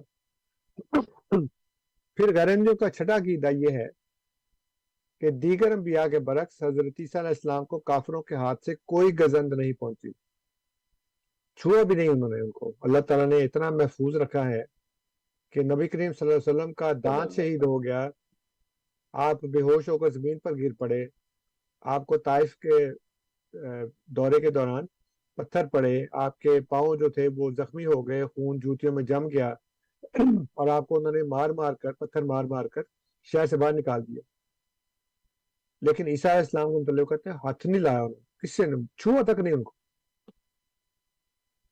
اور بائبل کیا کہتی ہے؟ بائبل کہتی ہے کہ ان کو بہت مارا پیٹا گیا، ان کے وہ سلیب ان کے کندھے پہ رکھی گئی، کوڑے مارے گئے ان کو، آپ دیکھتے ہیں وہ جو فلموں میں بھی دکھاتے ہیں جی نا، پیشن آف دا کرائسٹ، اس طرح کی جو چیزیں، جی جی بالکل دیکھا۔ اور بلکہ یہ بھی ہے کہ پھر ان کے منہ پہ تھوکا بھی گیا۔ لیکن ہمارے لوگ جو ہیں وہ عیسائیوں سے زیادہ بڑے عیسائی ہیں، اور کہتے ہیں نہیں کچھ بھی نہیں، مارا تک نہیں گیا، ہاتھ تک نہیں لگایا کسی نے، اور یہ بڑی شان ہے۔ یعنی انبیاء علیہ السلام جو ہیں ان کے متعلق کیا کیا اللہ تعالیٰ نے بتایا قرآن کریم میں، جی کہ کیسے کیسے ان کو اذیتیں ملی، اور خود سب سے بڑی شخصیت نبی کریم صلی اللہ علیہ وسلم کی، ان کے ساتھ کیا کیا ہوا ابھی میں نے بتایا۔ پھر ساتواں جو عقیدہ ہے وہ یہ ہے کہ حضرت عیسیٰ علیہ السلام جو ہیں وہ نبی کریم صلی اللہ علیہ وسلم کی معراج کے وقت بغیر کسی براق کے، بغیر کسی سواری کے زمین پر تشریف لائے، آپ نے مسجد اقصیٰ میں نبی کریم صلی اللہ علیہ وسلم کے پیچھے نماز پڑھی، نماز پڑھنے کے بعد آپ بغیر کسی براق کے، بغیر کسی سواری کے آسمان پر چلے گئے، نبی کریم صلی اللہ علیہ وآلہ وسلم براق پر بیٹھ کر گئے، اور حضرت عیسیٰ علیہ السلام براق کے بغیر ہی پہنچے اور حضور سے پہلے پہنچ گئے، کیونکہ جب حضور تشریف لے گئے ہیں تو پھر آپ کی وہاں سے ان سے ملاقات ہوئی ہے چوتھے آسمان کے اوپر، حضرت عیسیٰ علیہ السلام اور حضرت یحییٰ علیہ السلام، آپ کو پتہ ہی ہے۔ جی ہاں یعنی حضور صلی اللہ علیہ وسلم تو براق پہ جائیں، عیسیٰ علیہ السلام براق کے بغیر آئیں، براق کے بغیر چلے جائیں، بلکہ پہلے ہی چلے جائیں، لیکن حضور کو براق کی ضرورت ہے، بھائی جسم تو ان کا بھی تھا نا، جی آپ حضرت عیسیٰ علیہ السلام کا متعلق یہ مانتے ہیں کہ وہ جسم کے ساتھ گئے ہیں، اب جب جسم کے ساتھ گئے ہیں تو پھر نیچے آئے ہوں گے تو جسم کے ساتھ ہی آئے ہوں گے نا، یہ تو نہیں کہ جسم اوپر چھوڑے اور روح نیچے آ گئی ہے، تو پھر تو فوت ہو جاتا بندہ، جب روح نکل جائے تو بندہ فوت ہو گیا۔ تو جسم سمیت ہی اوپر گئے، جسم سمیت ہی نیچے آئے، نماز پڑھی، بغیر کسی سواری کے نیچے آئے، نماز پڑھنے کے بعد بغیر کسی سواری کے اسی جسم کے ساتھ واپس چلے گئے۔ لیکن اس بات کا بائبل میں کوئی بھی ذکر نہیں ہے کہ وہ جب ایک دفعہ آسمان پر گئے تو پھر باپ کے داہنے ہاتھ جا کے بیٹھ گئے، پھر نہیں آئے نیچے اس کے بعد، لیکن یہ کہتے نہیں جسم سمیت گئے تھے اور جسم کے ساتھ واپس آئے، پھر گئے، اور اب آئیں گے دوبارہ تو پھر جسم سمیت ہی آئیں گے۔ آٹھواں جو عقیدہ ہے جو غیر احمدی مسلمانوں کا عیسائیوں سے بھی بڑھ کر ہے، وہ یہ ہے کہ حضرت عیسیٰ علیہ السلام تمام انسانوں اور نبی اکرم صلی اللہ علیہ وآلہ وسلم سمیت تمام انبیاء کے برعکس مس شیطان سے محفوظ رہے، یعنی شیطان کے چھونے سے محفوظ رہے، شیطان ان کو نہیں چھوا۔ یہ کس حد تک غلط ہے، اس کا مطلب کیا ہے، میں اس میں نہیں جا رہا ابھی. میں آپ کو صرف یہ بتا رہا ہوں کہ بائبل یہ کہتی ہے کہ مسیح علیہ السلام 40 روز تک شیطان سے آزمائے گئے، وہ انہیں لے کر بیابان میں پھرتا رہا. یعنی جو ان کو خدا سمجھتے ہیں وہ کہتے ہیں شیطان نے 40 دن تک ان کو آزمایا اور ان کو لے کے بیابان میں پھرتا رہا، وہ پیچھے پیچھے پھرتا رہا اس کے. یعنی آپ کسی بڑے سے بڑے نبی سے بھی یہ جو ہے نا وہ توقع نہیں کر سکتے کہ وہ شیطان جو ہے وہ ان کو پیچھے لگا کے اپنے چلتا رہے اور ان کو آزماتا رہے. تو وہ جو خدا سمجھتے ہیں ان کو، وہ کہتے ہیں 40 روز تک شیطان سے آزمائے گئے اور وہ انہیں لے کر بیابان میں پھرتا رہا. اور یہ جو دعویٰ کرتے ہیں کہ وہ تو انسان ہے یا نبی ہے، حالانکہ وہ تو مناظر حسن گیلانی صاحب کہتے ہیں وہ پورے آدمی تھے ہی نہیں. وہ کہتے ہیں وہ مسیح شیطان سے بالکل محفوظ رہے ہیں. اب یہ اندازہ لگائیں کہ یہ 8 عقائد ہیں جو عیسائیوں سے بھی بڑھ کر ہیں ان کے، یعنی وہ جو ان کو خدا سمجھتے ہیں وہ بھی یہ عقیدہ نہیں رکھتے کہ مٹی کے پرندے بنا دیے یا پنگوڑے میں بات کر دی، صلیب پہ چڑھائے نہیں گئے، لوگوں کو بتا دیا کہ کھانا کیا کھایا، پکایا کیا ہے تم نے، اور چھوا تک نہیں. کسی کافر کی ہمت نہیں ان کے ہاتھ بھی لگا جائے ان کو. بغیر سواری کے اوپر جاتے ہیں، بغیر سواری کے نیچے آتے ہیں، پھر بغیر سواری کے دوبارہ اوپر جاتے ہیں، اور کبھی شیطان نے چھوا تک نہیں ان کو. یہ وہ عقائد ہیں. اور پھر یہ کہ پیدائش بھی بڑی انوکھی، بڑی بے مثال. یہ وہ عقائد ہیں جو خود عیسائیوں میں بھی نہیں ہیں جو ان کو خدا سمجھتے ہیں. تو یہ پھر خدا ہونے کے زیادہ قائل ہوا نا ان کے. یہ وہ باتیں تھیں جس کی وجہ سے یہ جواب نہیں دے سکتے تھے ان پادریوں کو. اور اس کا میں آپ کو ایک حوالہ دیتا ہوں. جی یہ کتاب ہے میرے پاس، برج ٹو اسلام. اور میں جیسے کہ ہر دفعہ بتایا کرتا ہوں اپنے سامعین کو کہ جتنی بھی کتابوں کے میں حوالے دیتا ہوں وہ میرے پاس موجود ہوتی ہیں، میں کہیں سے سنی سنائی بات نہیں کرتا. یہ bridge to Islam by E.W. بیتمن نے لکھی ہے. اس میں وہ لکھتے ہیں صفحہ نمبر 107 کے اوپر. میں پہلے آپ کو انگریزی پڑھ کے سناتا ہوں پھر اس کا ترجمہ بھی بتا دوں گا. وہ کہتا ہے کہ Muslims know that Muhammad is dead صلی اللہ علیہ وسلم, and they know also that Christ lives. Let us make the most out of it, not in a childish way, however, as saying, look, my man is better than yours. No, but let us point out the spiritual consequences which result from Christ's being alive with God in heaven, and show the spiritual resources we can draw upon because of this fact. اس کا ترجمہ یہ ہے کہ وہ کہتے ہیں کہ مسلمان جانتے ہیں کہ محمد صلی اللہ علیہ وسلم فوت ہو چکے ہیں، اور وہ یہ بھی جانتے ہیں کہ مسیح علیہ السلام زندہ ہے. آئیے اس سے بھرپور فائدہ اٹھائیں، لیکن بچگانہ طور پر یہ کہتے ہوئے نہیں کہ ہمارا آدمی تمہارے آدمی سے بہتر ہے، نہیں، بلکہ آئیے ان روحانی نتائج کی نشاندہی کریں جو مسیح کے خدا کے ساتھ آسمان میں زندہ ہونے سے ابھرتے ہیں، اور ان روحانی ماخذوں کو دکھائیں جنہیں ہم اس حقیقت کی وجہ سے سامنے لا سکتے ہیں.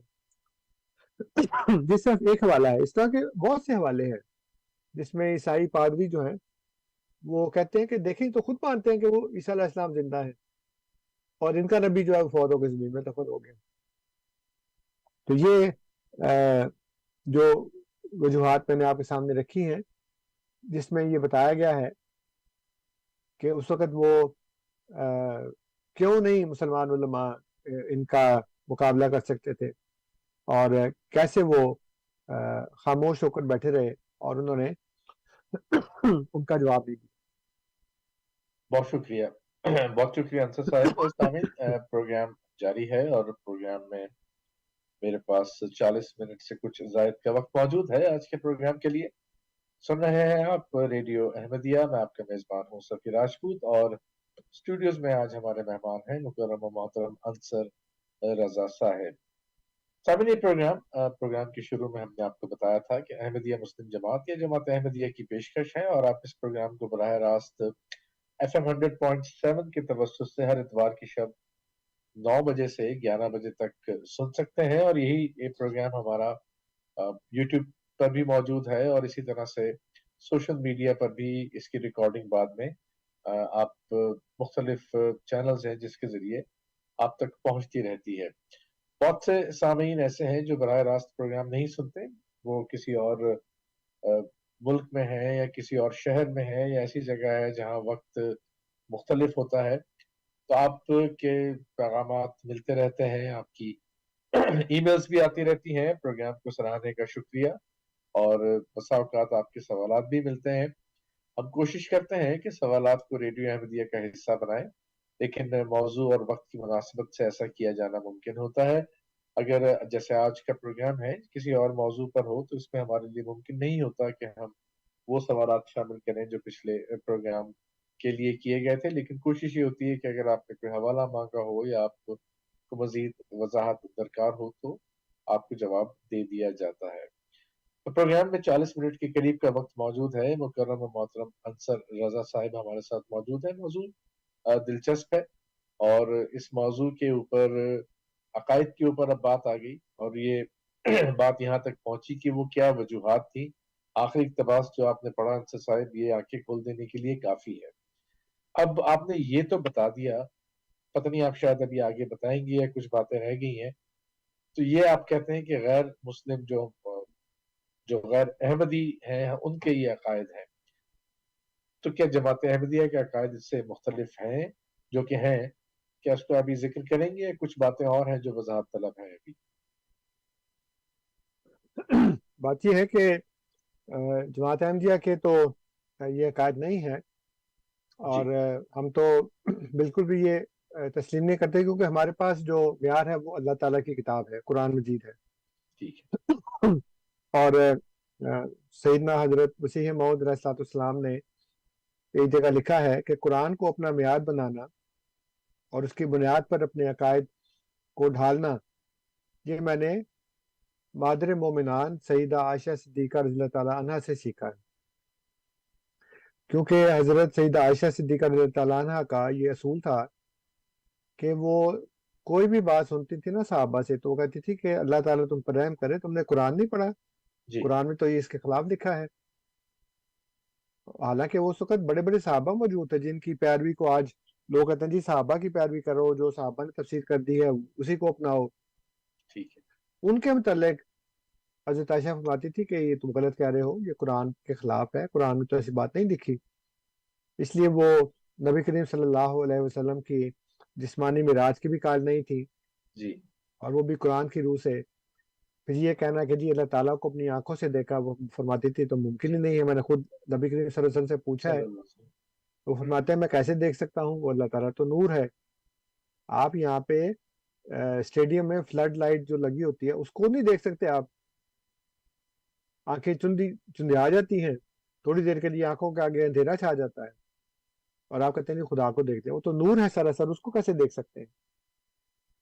تو یہ جو میں نے ابھی آپ کو سعید حبیب صاحب کا جو مدیر تھے سیاست اخبار کے، ان کا میں نے پڑھ کے سنایا آپ کو، کہ وہ کہتے ہیں کہ اس وقت جو مقابلہ کیا ہے وہ مرزا غلام احمد نے کیا ہے، اور اس کی وجہ یہ ہے کہ ایک حدیث کے مطابق جب نبی اکرم صلی اللہ علیہ وآلہ وسلم گئے ہیں اس کو ابن سیاد کو ملنے کے لیے، اور حضرت عمر بھی اور چند صحابہ آپ کے ساتھ تھے، تو حضرت عمر کہتے ہیں، یہ شرح سنہ تالیف الحسین بن مسعود البغوی کی ہے، اس میں وہ حدیث نقل کرتے ہیں، فقالا عمر ابن الخطاب، تو عمر ابن خطاب نے کہا اذن یا رسول اللہ واقتلہ، اے اللہ کے رسول مجھے اجازت دیجئے تاکہ میں اس کو قتل کر دوں۔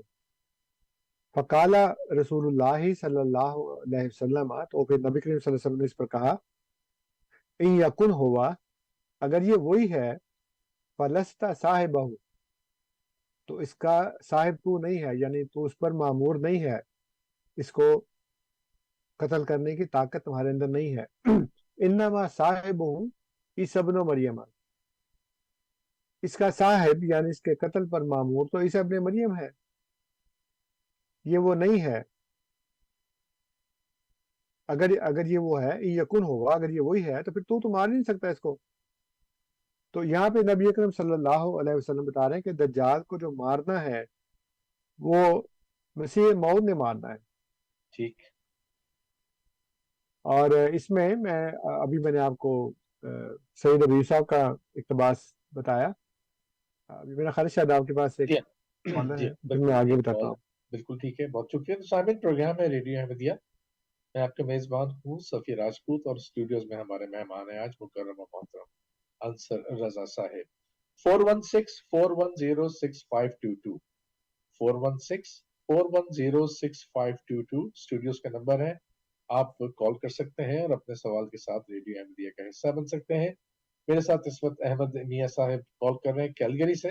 انہیں ریڈیو احمدیہ میں خوش آمدید کہتے ہیں. السلام علیکم ورحمۃ اللہ وبرکاتہ. احمد صاحب، آپ کا سوال. السلام علیکم ورحمۃ اللہ. سوال میں نے یہ پوچھنا تھا کہ وہ انصب عقیدے کی بات کر رہے تھے، تو جو نان احمدی مسلم ہیں وہ اوبویسلی ان کا ایشو یہی ہوتا ہے کہ ختم نبوت کے اوپر وہ بات ہمیں سب سے زیادہ جو بات کرتے ہیں. تو میرا سوال یہ تھا کہ کیا ختم نبوت واقعی میں ایسا ایشو ہے یا عقیدہ ہے جس کی وجہ سے انسان کو کوئی یہ کہہ سکتا ہے کہ تم مسلمان ہو یا نہیں ہو؟ کیونکہ جب ہم دیکھتے ہیں قرآن مجید میں جو ارکان ایمان ہیں وہ 5 جیسے بیان کیے گئے ہیں کہ اللہ پر ایمان، اللہ کی کتب پر ایمان، اللہ کے ملائکہ پر ایمان، اللہ کے رسولوں پر ایمان اور یوم آخرت پر ایمان. اور اسی طریقے سے 5 اسلام کے ستون ہیں جس میں ہے توحید، نماز، روزہ، حج اور زکوٰۃ. تو ان 10 چیزوں میں تو ختم نبوت کا کہیں پہ بھی ذکر نہیں. اور ہم ہمیشہ یہی بات کرتے ہیں کہ ہم اپنا عقیدہ جو ہمارا ہے وہ یہی ہے کہ ہم ختم نبوت پر ایمان رکھتے ہیں.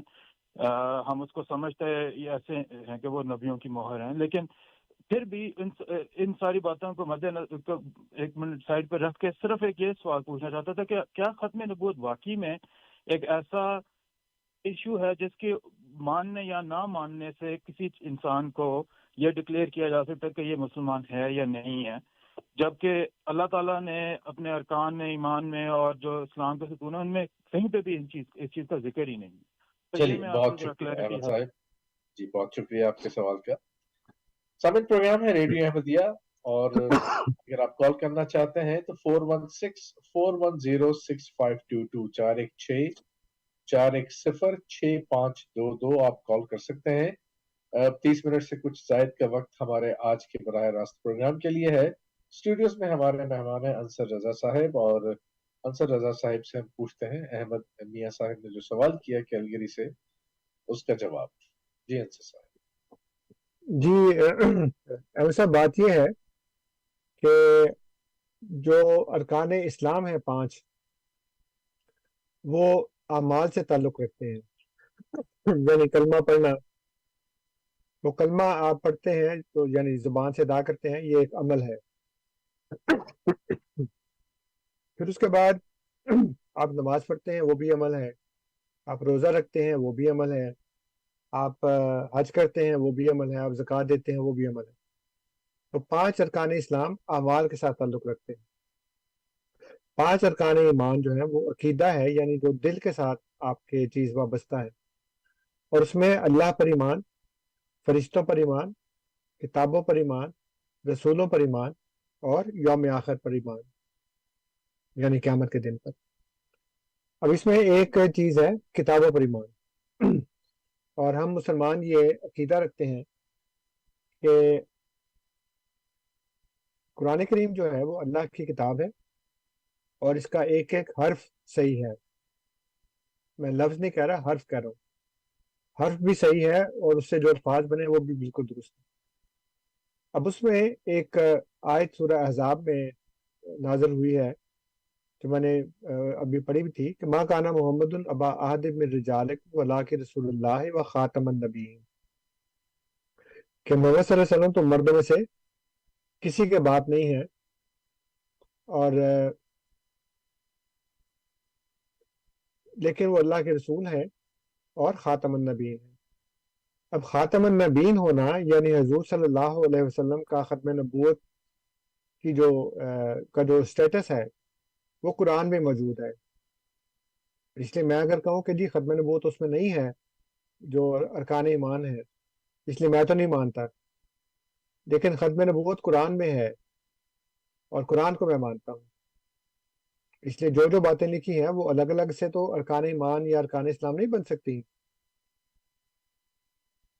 بلکہ مجموعی طور کے اوپر جو کچھ بھی قرآن کے اندر ہے، جو کچھ بھی سنت میں ہے، میں اس سب کو مانتا ہوں، سب کے اوپر میرا ایمان ہے. اب بات یہ ہے کہ جو غیر احمدی ہیں وہ ختم نبوت کا مطلب کچھ اور لیتے ہیں. تو ہمارا اور ان کا جو فرق ہے وہ صرف تشریح میں فرق ہے، مطلب میں فرق ہے. خاتم النبیین ہونے کو وہ بھی مانتے ہیں، ہم بھی مانتے ہیں. ختم نبوت کے اوپر ان کا بھی ایمان ہے، ہمارا بھی ایمان. فرق اس میں ہے صرف تشریح میں، اور جو اس کا مطلب لیتے ہیں وہ، جیسے سنیوں اور بریلیوں میں یہ ایک اختلاف ہے کہ نبی اکرم صلی اللہ علیہ وآلہ وسلم جو ہے وہ نور ہے کہ بشر ہے. اب محمد صلی اللہ علیہ وسلم کو تو دونوں مانتے ہیں نا، لیکن ایک کہتا نور تھے، دوسرا کہتا بشر تھے، حالانکہ قرآن میں صاف لکھا ہے کہ وہ بشر ہے. لیکن بریلی بھی چند آیات پیش کر کے کہتے نہیں وہ تو نور تھے. اسی طرح ہم یہ مانتے ہیں کہ نبی اکرم صلی اللہ علیہ وسلم کو ختم نبوت کا مقام ملا، لیکن اس کا وہ مطلب نہیں ہے جو غیر احمدی مسلمان لیتے ہیں. اس لیے ختم نبوت کو الگ سے ارکان ایمان میں شامل نہیں کیا، بلکہ قرآن کو شامل کیا، یعنی کتاب کو شامل کیا. کل آمن باللہ و ملائکتہ و کتبہ و رسلہ، تو کتبہ میں اللہ کی کتاب قرآن بھی ہے، اس لیے ہم تو اس کو مانتے ہیں. اب بدقسمتی یہ ہے کہ احمدیہ مسلم جماعت کی نفرت میں غیر احمدی علماء نے لوگوں کو اتنا بھڑکایا ہے کہ اب ان کے نزدیک ان کا ایمان، ان کا اسلام ختم نبوت سے شروع ہو کر ختم نبوت پہ ختم ہو جاتا. ان کے نزدیک دین ہے ہی بس یہ کہ ختم نبوت، ختم نبوت، بس اسی کا ہر وقت وہ رٹا لگائے رکھتے ہیں اور اسی کو ہر وقت وہ بیان کرتے رہتے ہیں. نمازیں نہیں پڑھتے، روزے نہیں رکھتے، ہر قسم کی برائیاں ان کے اندر موجود ہیں. کرپشن کتنی زیادہ ہے، قتل و غارت کتنا ہے. نبی کریم صلی اللہ علیہ وسلم نے حجۃ الوداع میں ارشاد فرمایا کہ دیکھو میری بات کافر نہ ہو جانا کہ دوسرے کی گردنیں مارنے لگو، اور فرمایا کہ ایک مسلمان کے لیے دوسرے مسلمان کی جان، مال، عزت، آبرو اسی طرح حرام ہے جس طرح یہ جگہ یعنی میدان عرفات، اور یہ دن یعنی یوم عرفہ، اور یہ مہینہ جیسے کہ ذی الحج وہ حرام ہے، اسی طرح مسلمان کے لیے دوسرے مسلمان کی جان، مال، عزت، آبرو حرام. لیکن آج مسلمان کے ہاتھ سے، خود مسلمان کے ہاتھ سے مسلمان کی جان محفوظ نہیں، مال محفوظ نہیں، عزت آبرو محفوظ نہیں. کس طرح سے کیا کیا ہو رہا ہے آپ سب جانتے ہیں. اس لیے وہ صرف یہ کہتے ہیں میں ختم نبوت مانتا ہوں کہ نبی کریم صلی اللہ علیہ وسلم آخری نبی ہیں، بس اس کے بعد مجھے خود ہی چھٹی ہے، میں جو مرضی کرتا رہوں.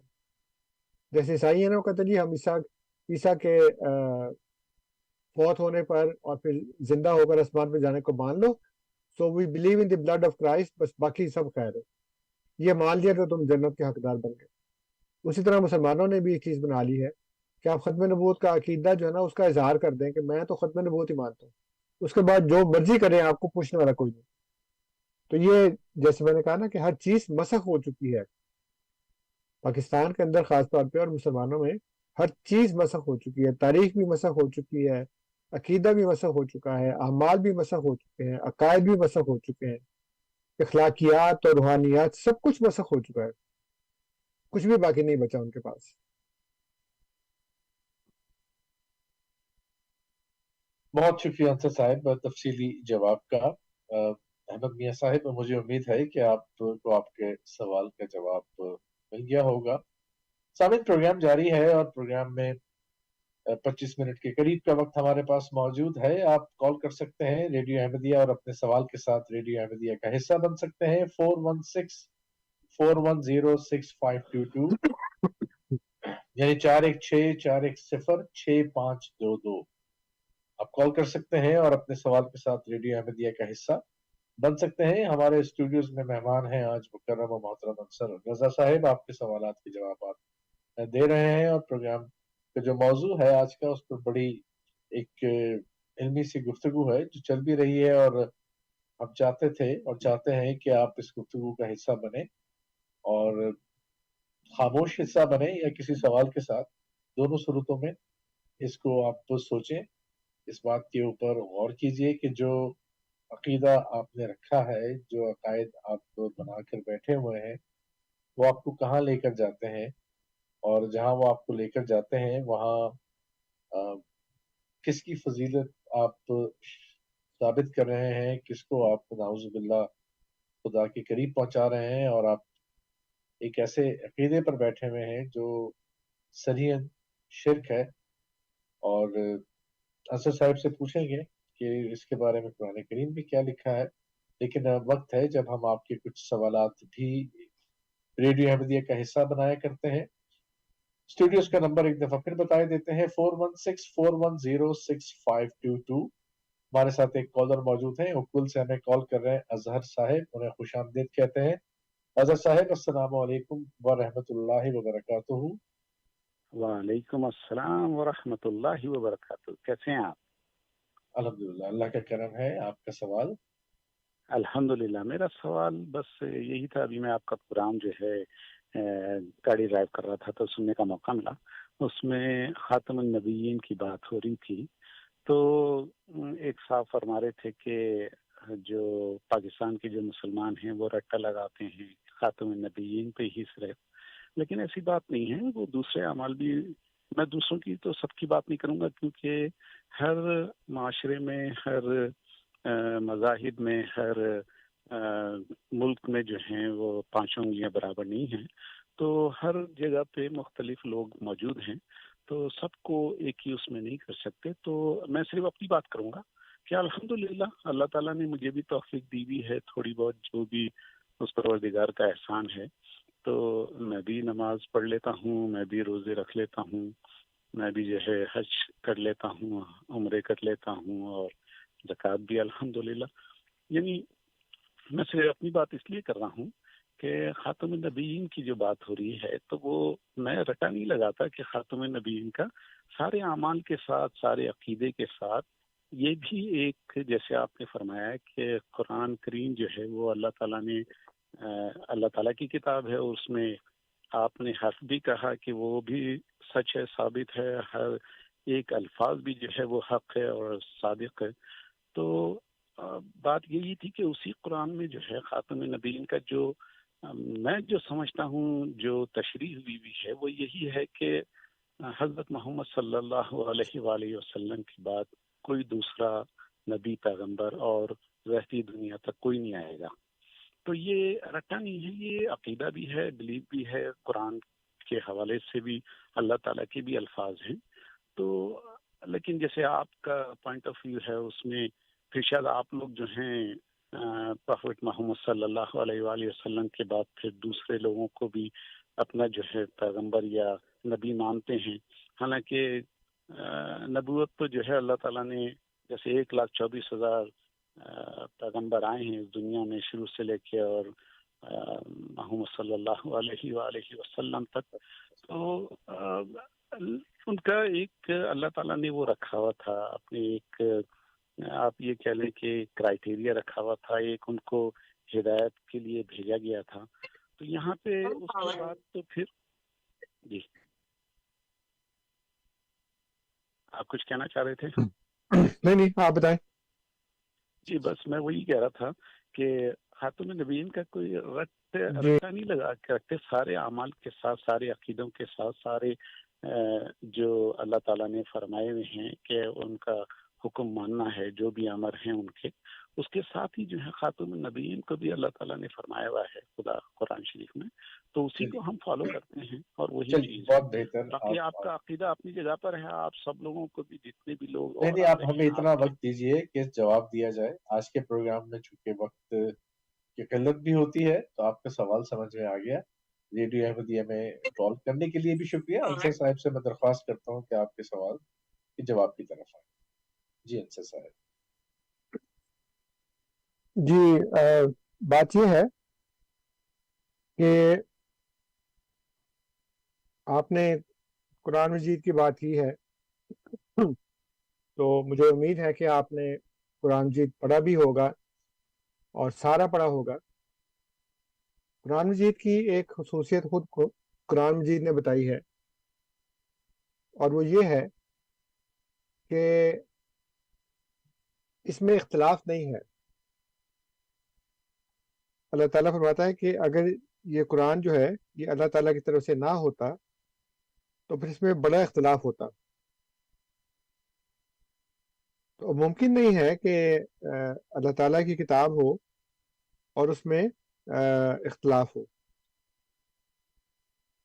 آپ اگر یہ کہتے ہیں کہ لفظ خاتم النبیین کا مطلب یہ ہے کہ حضرت محمد صلی اللہ علیہ وآلہ وسلم قطعی طور پر آخری نبی ہیں اور آپ کے بعد اور کوئی نبی نہیں آئے گا، تو پھر قرآن میں ایسی کوئی آیت ہونی نہیں چاہیے تھی جو ہمیں یہ بتاتی کہ نبی اکرم صلی اللہ علیہ وآلہ وسلم کے بعد آپ کی امت میں نبوت جاری رہے گی۔ پہلی بات، جبکہ ایسی بہت سی آیات موجود ہیں اور ہم آپ کو بتا بھی سکتے ہیں۔ اگر آپ اپنا ای میل ایڈریس یا فون نمبر وغیرہ دے دیں اور اس بات پر آمادگی اظہار کریں کہ ہم آپ کو وہ تمام ثبوت قرآن مجید سے فراہم کر دیں، تو وہ ہم آپ کو تمام آیات بتا دیں گے۔ دوسری بات یہ ہے کہ آپ ایک طرف یہ ایمان رکھتے ہیں کہ نبی اکرم صلی اللہ علیہ وآلہ وسلم قطعی طور پر آخری نبی ہیں اور آپ کے بعد اب کوئی نبی نہیں آئے گا، اور پھر آپ حضرت عیسیٰ علیہ السلام کے آنے کو مانتے ہیں کہ وہ آئیں گے اور وہ نبی ہوں گے، اور آپ کے علماء یہ فتویٰ دے چکے ہیں کہ جو کوئی یہ کہے کہ وہ آمد ثانی میں یعنی جب دوبارہ آئیں گے اس وقت وہ نبی نہیں ہوں گے تو وہ پکا کافر ہے۔ اس لیے آپ اس بات کا انکار نہیں کر سکتے کہ اگر وہ آئیں گے، ہاں اگر آپ کو یہ عقیدہ ہو کہ وہ نہیں آئیں گے اور وہ فوت ہو چکے ہیں، تو پھر کوئی سینس بنتی ہے کہ ایک طرف آپ یہ کہیں کہ حضرت محمد صلی اللہ علیہ وسلم آخری نبی ہیں، دوسری طرف آپ سے کہا جائے کہ عیسیٰ علیہ السلام آئیں گے تو آپ صاف انکار کر دیں کہ نہیں بالکل نہیں آئیں گے کیونکہ حضرت محمد صلی اللہ علیہ وسلم تو آخری نبی ہیں۔ اور بعض لوگوں نے اس بات کو لکھا بھی ہے کہ یہ دونوں عقیدے متضاد ہیں آپس میں، کہ ایک طرف حضور صلی اللہ علیہ وسلم کو آخری نبی مانا جائے، دوسری طرف ان کے بعد ایک نبی کے آنے کو مانا جائے، تو آخری تو پھر وہ ہوا، حضرت محمد صلی اللہ علیہ وسلم تو نہ ہوئے نا، عیسیٰ علیہ السلام ہوئے۔ لیکن اگر آپ ان کے آنے کو مانتے ہیں اور یہ کہیں کہ نہیں وہ نبی نہیں ہوں گے، تو آپ کے علماء کے جو فتاویٰ ہیں وہ میرے پاس موجود ہیں جس کو کہتے ہیں ایسا بندہ پکا کافر ہے۔ تیسری بات یہ ہے کہ خود حضرت محمد صلی اللہ علیہ وآلہ وسلم چند احادیث میں مسیح موعود کو آخری نبی قرار دے چکے ہیں۔ وہ کہتے ہیں کہ کیف تہلک امت انا فی اولھا و عیسی ابن مریم فی آخرھا، کہ وہ امت کیسے ہلاک ہو سکتی ہے جس کے اول میں ہوں اور آخر میں عیسیٰ ہے۔ تو اب آپ محمد صلی اللہ علیہ وسلم کو مانتے ہیں تو ان کی بات بھی تو مانے نا، وہ تو عیسیٰ علیہ السلام کو آخری کہہ رہے ہیں، تو پھر وہ آخری کیسے ہو گئے؟ یعنی محمد صلی اللہ علیہ وسلم کیسے آخری ہو گئے؟ جن کو آپ مانتے ہیں، جن کا متعلق آپ کہتے ہیں کہ وہ آخری ہیں، وہ خود یہ کہہ رہے ہیں کہ میں آخری نہیں ہوں، عیسیٰ ابن مریم آخری ہے، تو کہاں گئی آپ کی ختم نبوت؟ تو پہلی بات یہ کہ قرآن میں تضاد نہیں ہے، کیونکہ قرآن میں اگر خاتم النبیین کا مطلب یہ ہوتا کہ محمد صلی اللہ علیہ وسلم آخری نبی ہیں، تو آپ کے بعد کسی نبی کے آنے کی کوئی امکانی صورت والی آیت موجود نہ ہوتی۔ ایسا نہیں ہے، چند آیات موجود ہیں جس میں نہ صرف یہ کہ نبی کریم صلی اللہ علیہ وسلم کی امت میں ایک نبی کے آنے کا ذکر ہے امکانی طور پر، بلکہ مصدقہ طور پر یہ کہا گیا ہے کہ ایک رسول آئے گا۔ سورہ آل عمران کی آیت نمبر 82 میں، جو ہمارے پاس 82 ہے، آپ پڑھیں گے تو 81 ہوگی اگر آپ کا نسخہ جو ہے، اور اس کے علاوہ بہت سی آیات۔ اور دوسری بات میں نے آپ کو یہ بتائی ہے کہ آپ عیسیٰ علیہ السلام کے آنے کو مانتے ہیں، اور پھر یہ کہ عیسیٰ علیہ السلام آخری تو وہ ہیں حدیث کے مطابق۔ اس لیے آپ پہلے اپنے دین کا علم حاصل کر لیں۔ اگر آپ چاہیں کہ ہم آپ کو وہ آیات بھجوا دیں تو ہم آپ اپنا ای میل ایڈریس لکھوا دیں فون کے اوپر ہمارے دوست کو، تو انشاءاللہ تعالیٰ میں آپ کو وہ تمام آیات جو ہیں وہ بھجوا سکتا ہوں۔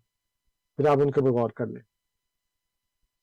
چلیے بہت شکریہ انصر صاحب، بہت شکریہ۔ اور صرف یہی نہیں بلکہ اس موضوع پر باقاعدہ ریڈیو احمدیہ کے بھی پروگرام ہیں، انصر صاحب کے اپنے پروگرام ہیں، تو آپ کو voiceofislam.ca voiceofislam.ca یہ ریڈیو احمدیہ کی آفیشیل ویب سائٹ ہے، جس پر آرکائیوز میں تمام پرانے پروگرامز کی ریکارڈنگ بھی موجود ہے۔ تو آپ 2 یا 3 پروگرامز ہی آپ پیچھے جائیں گے تو آپ کو اس موضوع پر ضرور کوئی نہ کوئی پورا ایک پروگرام مل جائے گا جس پر بات کی گئی تھی۔ اور ہو سکتا ہے کہ آنے والے وقت میں پھر ہم ایک پورا پروگرام بھی اس کو ڈیڈیکیٹ کر دیں اس موضوع کے اوپر بات کو سمجھانے کے لیے۔ تو سوالات آپ کے سامنے رکھے، دلائل آپ کو دیے ہیں، اور آپ سے یہ کہا گیا کہ غور اور فکر کریں۔ تو سامعین پروگرام جاری ہے، پروگرام میں میرے پاس 15 منٹ کے قریب کا وقت موجود ہے آج کے پروگرام کے لیے، ابھی بھی وقت ہے، آپ کا کوئی سوال ہم لے سکتے ہیں۔ تو 4164106522 4164106522 آپ کال کر سکتے ہیں۔ انصر رضا صاحب ہمارے ساتھ اسٹوڈیوز میں موجود ہیں اور آپ کے سوالات کے جوابات دینے کے لیے۔ انصر صاحب اب وقت ہم اپنے آج کے پروگرام کے اختتام کی طرف جا رہے ہیں، جو موضوع سے متعلق ہی اور باتیں ہیں اس کو کر لیں، یا پھر مجھے بتایا گیا اظہر صاحب دوبارہ ہمارے ساتھ موجود ہیں ٹیلی فون لائن پر، ان کا سوال لے لیتے ہیں اور گفتگو کو آگے بڑھاتے ہیں۔ اظہر صاحب ایک دفعہ دوبارہ خوش آمدید ریڈیو احمدیہ میں، آپ آن ایئر ہیں، آپ کا سوال۔ بہت بہت شکریہ آپ کا۔ اور ابھی جیسے صاحب نے فرمایا کہ میں اپنا ای میل ایڈریس دے دوں، تو میں لکھوا چکا ہوں اپنا ای میل ایڈریس، اور بس جیسے انہوں نے اس کا حوالہ دیا کہ عیسیٰ علیہ السلام جو ہیں وہ دوبارہ آئیں گے، اور حضور نے جو ہے ان کے حدیث میں ہے کہ وہ آخری ہوں گے، وہ اصل میں آپ میرے حساب سے تھوڑا سا غلط انٹرپشن ہو گیا، کیونکہ وہ تو آلریڈی رسول تو وہ کاؤنٹ ہو چکے ہیں نا، نبی تو وہ پہلے آ چکے ہیں، ان کو تو اٹھایا گیا تھا، اس لیے ان کا وہ تسلسل بعد میں ظہور ہوگا، تو وہ آخری ہیں اس معنوں میں ہیں کہ حضور کا تو وصال ہو گیا ہے، تو اب وہ عیسیٰ علیہ السلام آئیں گے، بالکل وہ بھی حق ہے اور صداقت ہے، تو وہ آئیں گے، لیکن وہ آخری نہیں ہوں گے، کیونکہ وہ تو اب آلریڈی پہلے آ چکے ہیں۔ یہ بس میں نے کلیئر کرنا تھا، کیونکہ اس میں پھر وہ انٹرپشن جو ہے وہ غلط معنی سے غلط ہو جاتا ہے۔ اور دوسرا بالکل ٹھیک ہے، ایڈریس میں آپ کا ای میل ایڈریس موصول ہو گیا، بہت شکریہ۔ ہاں جی، انہوں نے ای میل ایڈریس دے دیا ہے، وہ میں انشاءاللہ تعالیٰ ان کو جو ڈاکومنٹس ہیں وہ بھجوا دوں گا۔ میں صرف یہ کہنے لگا تھا ابھی کہ اگر آپ کسی اگلے پروگرام میں جس میں میں آپ کی خدمت میں حاضر ہوں، آپ مجھے بتا دیں، کیونکہ عام طور پر ہر مہینے کا دوسرا اتوار جو ہے اس میں آتا ہوں، تو اگر آپ یہ دسمبر ہے نا، ہاں جنوری کے 2nd سنڈے آ سکتے ہوں تو آپ پہلے بتا دیں، یہاں پہ ہمارے دوست کو بتا دیں، تو پھر میں پورا پروگرام اسی موضوع پہ کر دوں گا تاکہ آپ کے ساتھ ساتھ باقیوں کو بھی فائدہ ہو جائے۔ لیکن اگر ایسا ممکن نہ ہو تو ای میل تو آپ نے لکھوا دیا ہے، جزاکم اللہ۔ میں یہ درخواست کروں گا کہ ای میل بھی آپ بھی رکھ بھی لیں، اور جب پروگرام ہو، کیونکہ ایسا ہو سکتا ہے 5 اتوار ہیں ہمارے پاس دسمبر میں کہ شاید کوئی پروگرام ہو آپ کے ساتھ، تو آپ بتا سکتے ہیں۔ ہاں، اگر 5 اتوار ہوتے ہیں کسی مہینے میں تو پھر 5واں پروگرام بھی میں کرتا ہوں جی، تو اس میں بھی آ سکتے ہیں، اس میں بھی اظہر صاحب اگر تشریف لے آئیں، شروع میں ہی آ جائے تو پھر یہ ہے کہ ہم اس کو وہ پوری وضاحت سے کر دیں گے۔ اب جو انہوں نے بات کی ہے اس میں جیسے میں نے عرض کیا نا کہ نبی کریم صلی اللہ علیہ وسلم تو آخری عیسیٰ ابن مریم کو کہہ رہے ہیں، لیکن یہ مصر ہے کہ نہیں آخری تو وہی ہے محمد صلی اللہ علیہ وسلم، یعنی نبی کی بات کو نہیں مانتے، وہ کہہ رہے ہیں کہ آخری تو عیسیٰ ابن مریم ہے، وہ کہتے ہیں جی وہ آخری نہیں ہے، وہ آخری تو محمد صلی اللہ علیہ وسلم ہے۔ تو میں اس کا کیا مطلب سمجھوں؟ یعنی آپ ہمارے سامنے اس بات کا اظہار کر رہے ہیں کہ آپ مسلمان ہیں اور آپ محمد صلی اللہ علیہ وسلم کو اللہ کا رسول مانتے ہیں، تو جیسے میں نے پہلے کہا نا کہ ختم نبوت کا رٹا لگاتے ہیں، لیکن اصل میں وہ دین اسلام کو نہیں مانتے، قرآن کو نہیں مانتے، محمد صلی اللہ علیہ وسلم کو نہیں مانتے، یا ان کی نہیں مانتے، آپ یہ کہہ لیں۔ ان کو تو مانتے ہیں، ان کی نہیں مانتے. تو آپ محمد صلی اللہ علیہ وسلم کو مانتے ہیں، ان کی نہیں مانتے. وہ کہتے ہیں آخری تو عیسیٰ بن مریم ہے. آپ کہتے ہیں نہیں عیسیٰ بن مریم تو آخر نہیں، آخر تو محمد صلی اللہ علیہ وسلم. تو کس کا انکار کیا آپ نے؟ میرا انکار تو نہیں کیا، جماعت احمدیہ کا انکار تو نہیں کیا، مرزا غلام احمد علیہ السلام کا انکار تو نہیں کیا. آپ نے محمد صلی اللہ علیہ وسلم کی بات کا انکار کر دیا اور کہتے ہیں جی انٹرپریشن. اس میں انٹرپریشن والی کیا بات ہے؟ میں انٹرپریشن تو کی نہیں میں نے. کیف تہلک امت انا فی اولھا و عیسی ابن مریم فی آخرھا. کیفا کیسے، تہلک وہ ہلاک ہوگی، امت انا میں، فی اندر، اولھا اس کے شروع میں، و عیسی ابن مریم اور عیسی ابن مریم جو ہے فی آخرھا اس کے آخر میں.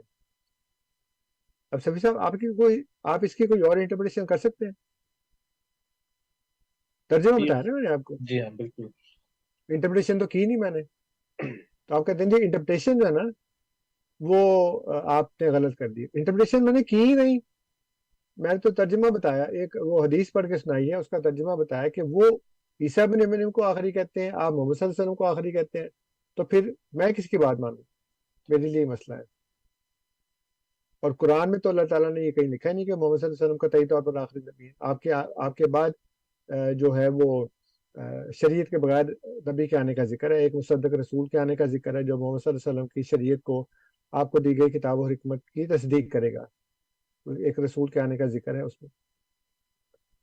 اس لیے اصل مسئلہ یہی ہے کہ جماعت احمدیہ کی مخالفت کرنی ہے اور اس میں ایسے من گھڑت خود ساختہ عقیدے بنانے ہیں جس سے آپ کا جو عقیدہ ہے وہ درست ثابت ہو جائے کہ جی وہ تو پہلے کے ہیں اور وہ تو سلسلہ تو ختم ہو گیا، وہ اس سلسلے میں شامل تھے. یہ کہاں لکھا ہے؟ قرآن میں تو کسی جگہ نہیں لکھا. بلکہ میں آپ کو چلتے چلتے ایک اور بات بتا دوں، اور وہ یہ ہے کہ آپ کا یہ عقیدہ ہے، چلیں آپ نے تو واضح کر دی نا کہ آپ عیسیٰ علیہ السلام کے آنے کو مانتے ہیں، وہ زندہ ہیں آپ کے نزدیک، آسمان پر ہیں اور وہ قیامت کے نزدیک آئیں گے. اور جو باتیں لکھی گئی ہیں اس میں یہ ہے کہ وہ امتی ہوں گے نبی کریم صلی اللہ علیہ وآلہ وسلم. تو جاتے جاتے یہ بھی سن لیجئے کہ قرآن مجید کی روح سے پہلے آنے والا نبی بعد میں آنے والے نبی کی امت میں شامل نہیں ہو سکتا. اور اس کی دلیل یہ دی ہے اللہ تعالیٰ نے کہ یہود و نصارہ کا جھگڑا یہ تھا کہ یہودی کہتے ہیں کہ ابراہیم علیہ السلام یہودی تھے اور عیسائی کہتے ہیں کہ وہ عیسائی تھے. تو اللہ تعالیٰ فرماتا ہے کہ وما انزلت التوراۃ والانجیل الا من بعدہ، کہ تورات اور انجیل تو نازل ہی نہیں ہوئی مگر اس کے بعد، یعنی ابراہیم علیہ السلام کے بعد تورات نازل ہوئی، ابراہیم علیہ السلام کے بعد انجیل نازل ہوئی. تو تورات کے آنے سے یہودی امت بنی، انجیل کے آنے سے عیسائی امت بنی، اور ابراہیم علیہ السلام ان سے پہلے ہو چکے ہیں. تو وہ کیسے یہودی اور عیسائی ہو سکتے ہیں؟ اللہ تعالیٰ فرماتا ہے کہ افلا تعقلون، تم عقل نہیں کرتے.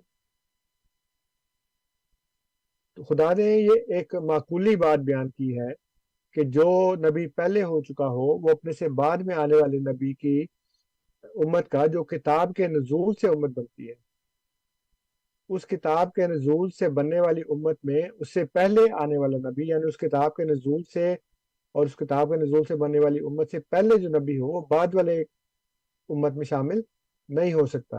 اللہ تعالیٰ فرماتا ہے وہ تو پہلے تھا، یہ بعد میں ہے.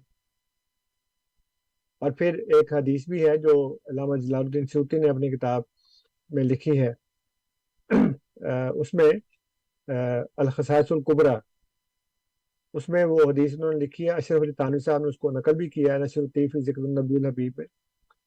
اس میں وہ کہتے ہیں کہ موسیٰ علیہ السلام کو جب اللہ تعالیٰ نے نبی کریم صلی اللہ علیہ وسلم کی امت کے فضائل بتائے تو وہ کہنے گے کہ اے اللہ مجھے اس امت کا نبی بنا دے.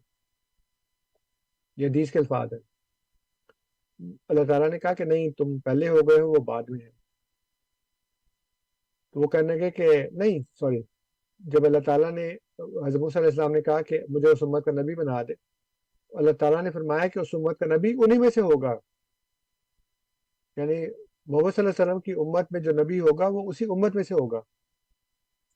وہ یہ نہیں کہہ رہے حضرت موسیٰ علیہ السلام کہ اس امت کا نبی مجھے بنا دے، یعنی محمد صلی اللہ علیہ وسلم کو گویا نعوذ باللہ الگ کر کے ان کی جگہ مجھے فائز کر دو، مجھے اپوائنٹمنٹ دے دو کہ میں امت محمدیہ کا نبی بن جاؤں. نہیں، وہ یہ کہہ رہے ہیں مجھے اس امت کا نبی بنا دو. حضرت موسیٰ کو اللہ تعالیٰ نے جواب دیا کہ اس امت کا نبی انہی میں سے ہوگا. وہ کہتے ہیں اچھا نبی نہیں بناتا تو مجھے اس امت کا ایک فرد ہی بنا دے، یعنی میں اس امت میں شامل ہو جاؤں جس کے اتنے فضائل ہیں. تو اللہ تعالیٰ نے فرمایا کہ تم پہلے ہو گئے ہو، وہ بعد میں ہے، البتہ دارالجلال میں یعنی جنت میں تم کو جمع کر دوں. تو قرآن سے ہی ثابت ہوا کہ پہلا نبی بعد والے نبی کی امت میں شامل نہیں ہو سکتا.